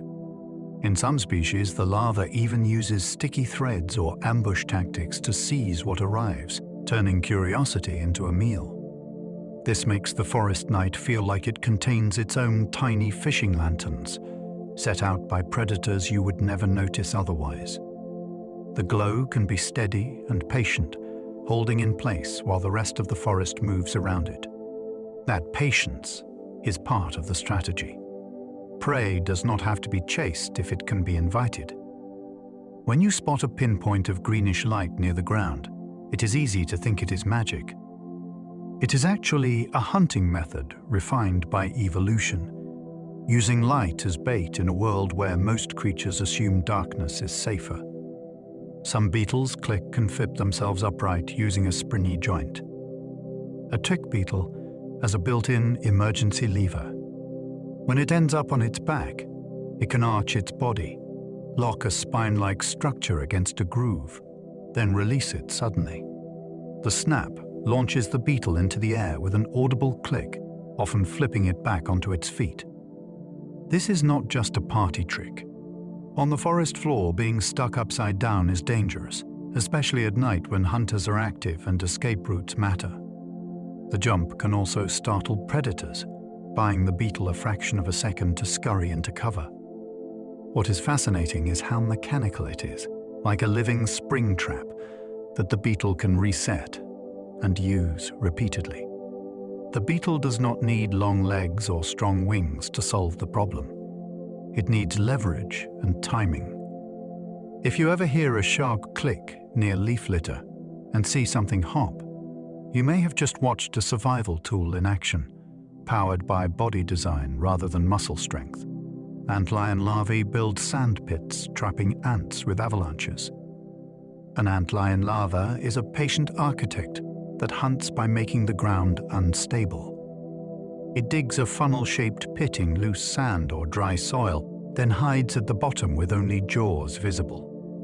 When an ant wanders too close, the slope gives way, and the prey slides downward, like a tiny landslide. If the ant tries to climb out, the larva can flick sand upward, triggering more collapses that undo each attempt. The trap is simple, but it is tuned to physics. The slope angle is steep enough to fail under movement, and the loose grains make footing unreliable. This turns a flat patch of ground into a one-way slide built for capture. At night, when ants and other insects travel, these pits become silent hazards scattered under shrubs and along sandy trail edges. The larva does not chase. It waits inside the shape it designed, letting gravity do most of the work.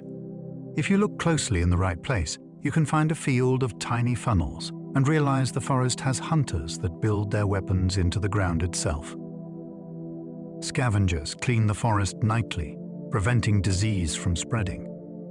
A forest produces leftovers every day: fallen animals, dropped fruit, broken insects, and scraps that would rot into problems if nothing reclaimed them. At night, scavengers step in. Some are obvious, like raccoons and opossums, and others are small, like carrion beetles that can locate a corpse quickly and begin processing it. By stripping and burying, shredding and consuming, scavengers reduce the time that decaying matter sits exposed, which can limit the spread of certain pathogens and keep the system from clogging. This work is not gentle, but it is essential. The forest stays healthy, partly because nothing is allowed to remain unused for long. Even bones can be chewed for minerals, and skins can be pulled apart into pieces that microbes can finish. In daylight, you might never notice this cleanup crew. By morning, the evidence can be gone or hidden. The night shift has already been there, turning loss into nutrients and preventing the forest from becoming a graveyard. Forest sounds change after midnight as species take shifts. The first hours after sunset often belong to the loud performers, frogs calling, insects buzzing, and birds settling into their final complaints of the day. But after midnight, the forest can change its cast. Some singers quiet down, either because temperatures drop or because their best window has passed, and others step forward. You might hear fewer broad choruses and more isolated notes, a single owl contact call, a brief rustle from the understory, the faint drumming of something feeding in the dark. Predators and prey also adjust, which can change how much movement happens on open ground versus under cover. The result is a soundscape that feels less like one long track and more like chapters. If you ever wake in a cabin at 2 in the morning and feel the forest sounds are different than they were at 10, you are not imagining it. The night has shifts, and the forest runs them like clockwork. A quiet night can carry distant calls much farther than day. During the day, heat creates turbulence that breaks sound apart, and wind and background noise can swallow calls before they travel far. At night, the air often cools and becomes more layered, and that can let sound glide over long distances with surprising clarity. A single howl, loon call, or owl hoot can seem to come from nowhere and everywhere, not because it is closer, but because the atmosphere is helping it travel. In some conditions, sound can even bend, following temperature layers in ways that make it reach places you would never expect. This can matter for animals defending territory, locating family, or coordinating movement without needing to meet face to face. It also changes the human experience of nighttime forests. A distant creak can suddenly sound louder. A far-off animal can feel nearby. The forest seems larger, yet more connected, because voices can cross gaps that daytime keeps separate. When the night is calm and clear, the air itself becomes a messenger, carrying information farther than sight ever could. Certain frogs stop calling instantly when a predator approaches. A frog chorus can feel unstoppable until the moment it snaps off like a light. Some frogs listen while they call, and if they detect danger, a nearby splash, a sudden shadow, the approach of a hunting animal, they may fall silent immediately. This silence is not random. It can be a survival switch that removes the easiest clue a predator has. A calling frog is announcing location, and in a dark world, that is a risky advertisement. What is fascinating is how quickly the whole scene can change. One loud pond can become quiet enough that you hear your own breathing, and then, minutes later, the calls may return as if nothing happened. This creates a constant negotiation between the need to attract mates and the need to stay alive. The forest at night is full of this trade, and frogs are living proof that even sound is a decision. When the chorus stops, it is often because something has entered the story, and the frogs have chosen not to narrate their position anymore. Some insects mimic leaves so perfectly even close eyes miss them. Leaf mimic insects do not just match a general green color. Some copy the details that your brain uses to decide what is real, like vein patterns, irregular edges, and even spots that resemble decay. In the night forest, where your vision is already working with limited information, that precision becomes almost unfair. An insect can sit on a branch and look like part of the plant's history rather than an animal at rest. The illusion often includes posture too. Many leaf mimics hold still for long stretches, then move only in slow, careful steps, choosing moments when wind moves the foliage so their motion blends into the background. This is not a costume for beauty. It is protection, and it is also a hunting advantage for species that ambush prey. The result is a forest where life can hide in plain sight, not by disappearing, but by becoming believable as something else. If you have ever stared at a leaf and suddenly realized it had legs, you have felt the power of this strategy. It makes the forest feel smarter than your eyes. A single owl pellet can reveal an entire night's menu. An owl often swallows prey whole, then later coughs up a compact pellet made of indigestible parts like bones, fur, and insect shells. To most people, that pellet looks like a small, dry lump beneath a roost. To a scientist, it is a record. By carefully separating the contents, you can identify what the owl ate, sometimes down to the exact species of rodent, bird, or beetle. That means one pellet can describe the food web in that forest patch, showing which small animals are common enough to be caught and which habitats the owl has been hunting. It can even reveal seasonal changes, because prey availability shifts through the year and the pellet contents shift with it. What feels like a gross leftover is actually a data capsule, a physical summary of invisible hunting that happened in darkness. The owl does not intend to leave a report. It simply cannot digest everything. But the forest keeps the evidence anyway, and a careful observer can read it like a page torn from the night.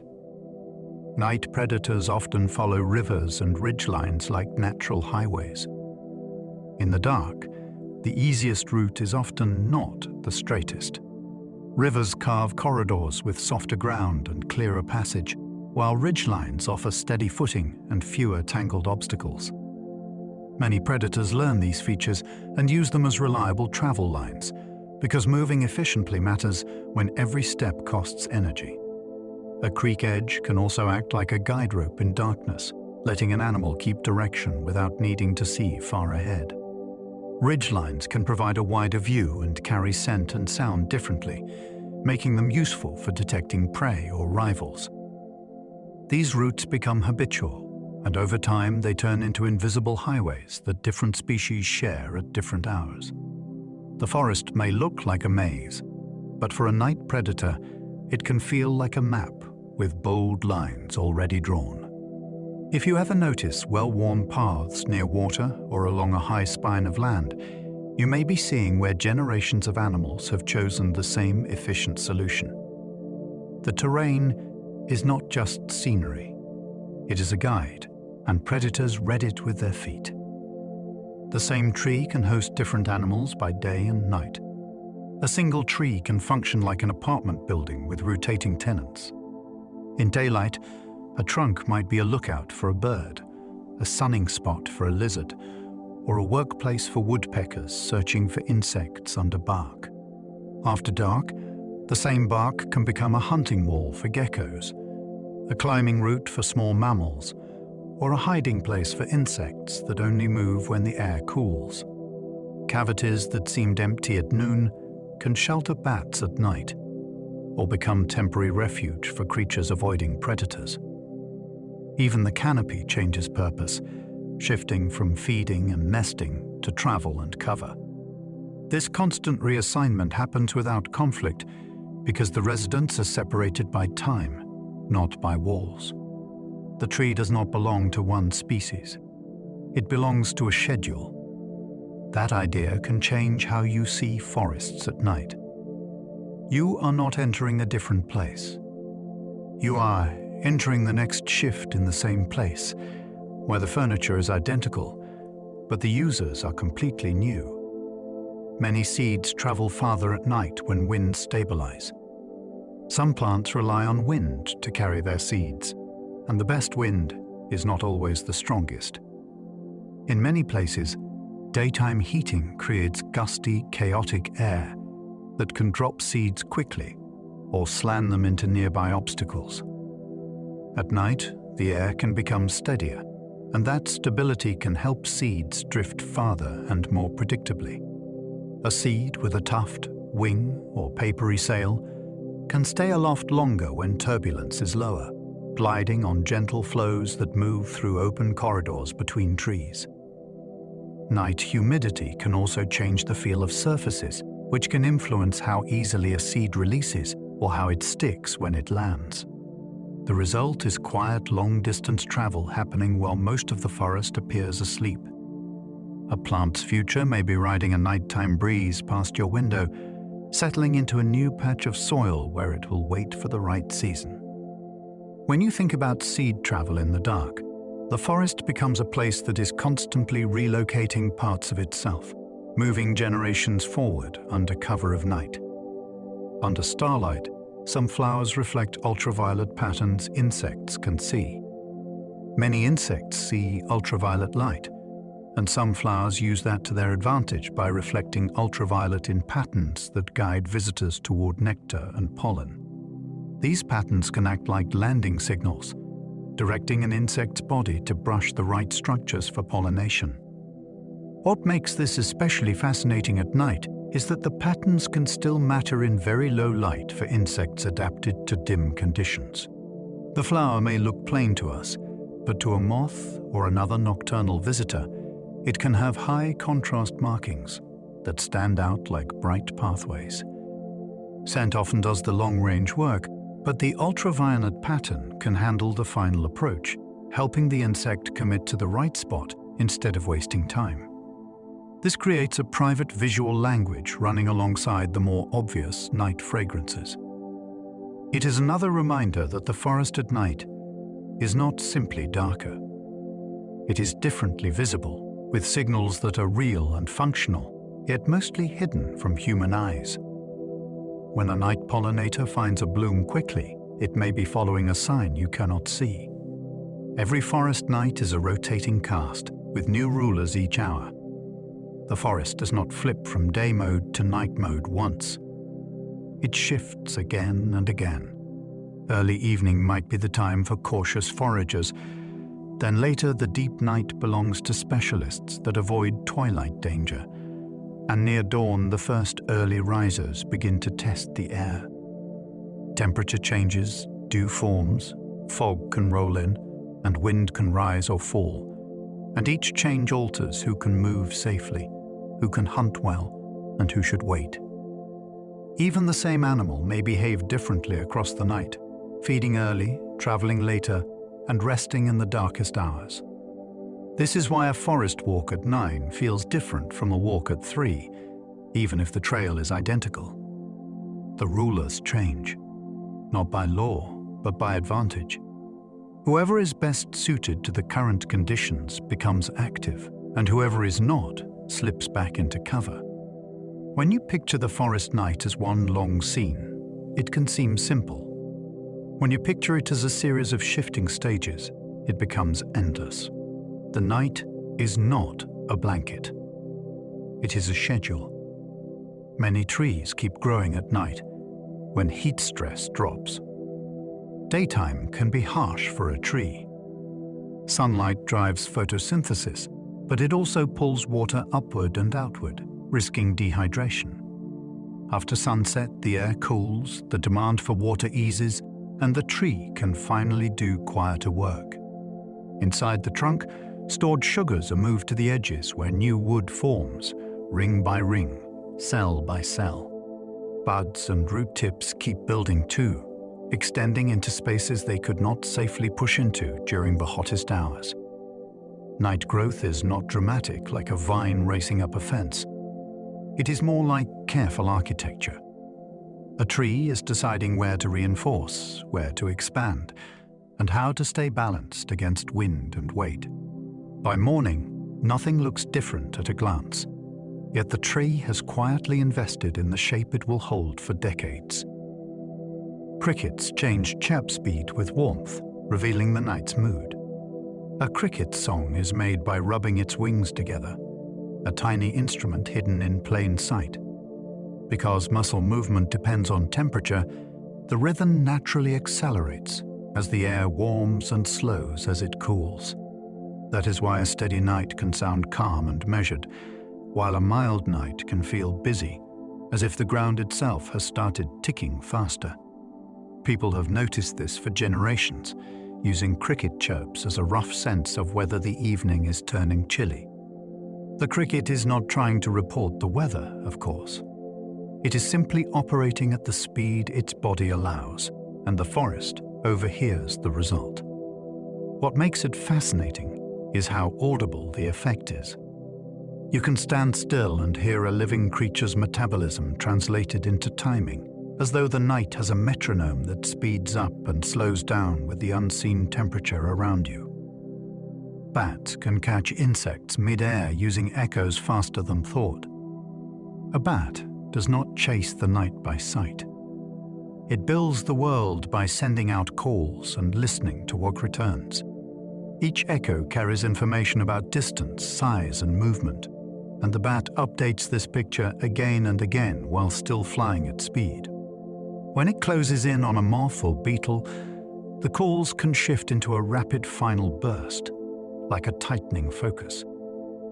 In that moment, the bat is not guessing where the insect will be. It is tracking where it is going. Some bats even change their call patterns to avoid confusion when hunting near other bats, as if the air could get crowded with overlapping signals. Watching one feed is like watching a living radar system at play. The forest feels dark to us, but to the bat, it can feel detailed, textured, and immediate, as though the air itself has edges. Ants form night traffic lanes, avoiding collisions without any leader. A trail of ants can look like a tiny highway that appeared out of nowhere. In the dark, many species organize into clear lanes, with one side flowing out and the other flowing home, even though no ant is directing traffic. Each ant follows chemical cues laid down by others, then adjusts its path through quick touches and subtle sidesteps. When the trail gets busy, the lanes sharpen, because ants that hesitate get nudged back into the stream. It is a self-correcting system that becomes more efficient as more bodies join in.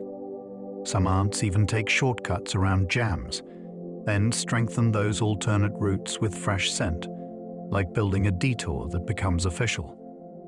If you watch closely, you can see order emerging from thousands of tiny decisions. The forest at night is full of this kind of intelligence, where the group moves like one organism without a single mind in charge. Owls hunt using sound maps that pinpoint prey in darkness. An owl can hunt without seeing its target at all, because the night arrives to it as a landscape of sound. Tiny scrapes in leaf litter, a soft footstep under grass, a brief rustle beside a log, each one becomes a coordinate. Some owls have ears set at slightly different heights, which helps them judge direction and distance with startling accuracy. The face itself, shaped like a shallow dish, funnels sound toward those ears, turning the head into a living receiver. Then comes the most unnerving part. The owl can adjust mid-flight, correcting its path based on a sound that lasts less than a heartbeat. Under a canopy where shadows swallow everything, a mouse is not just hidden. It is broadcasting. The owl simply knows how to read the broadcast, and the forest becomes a map written in whispers.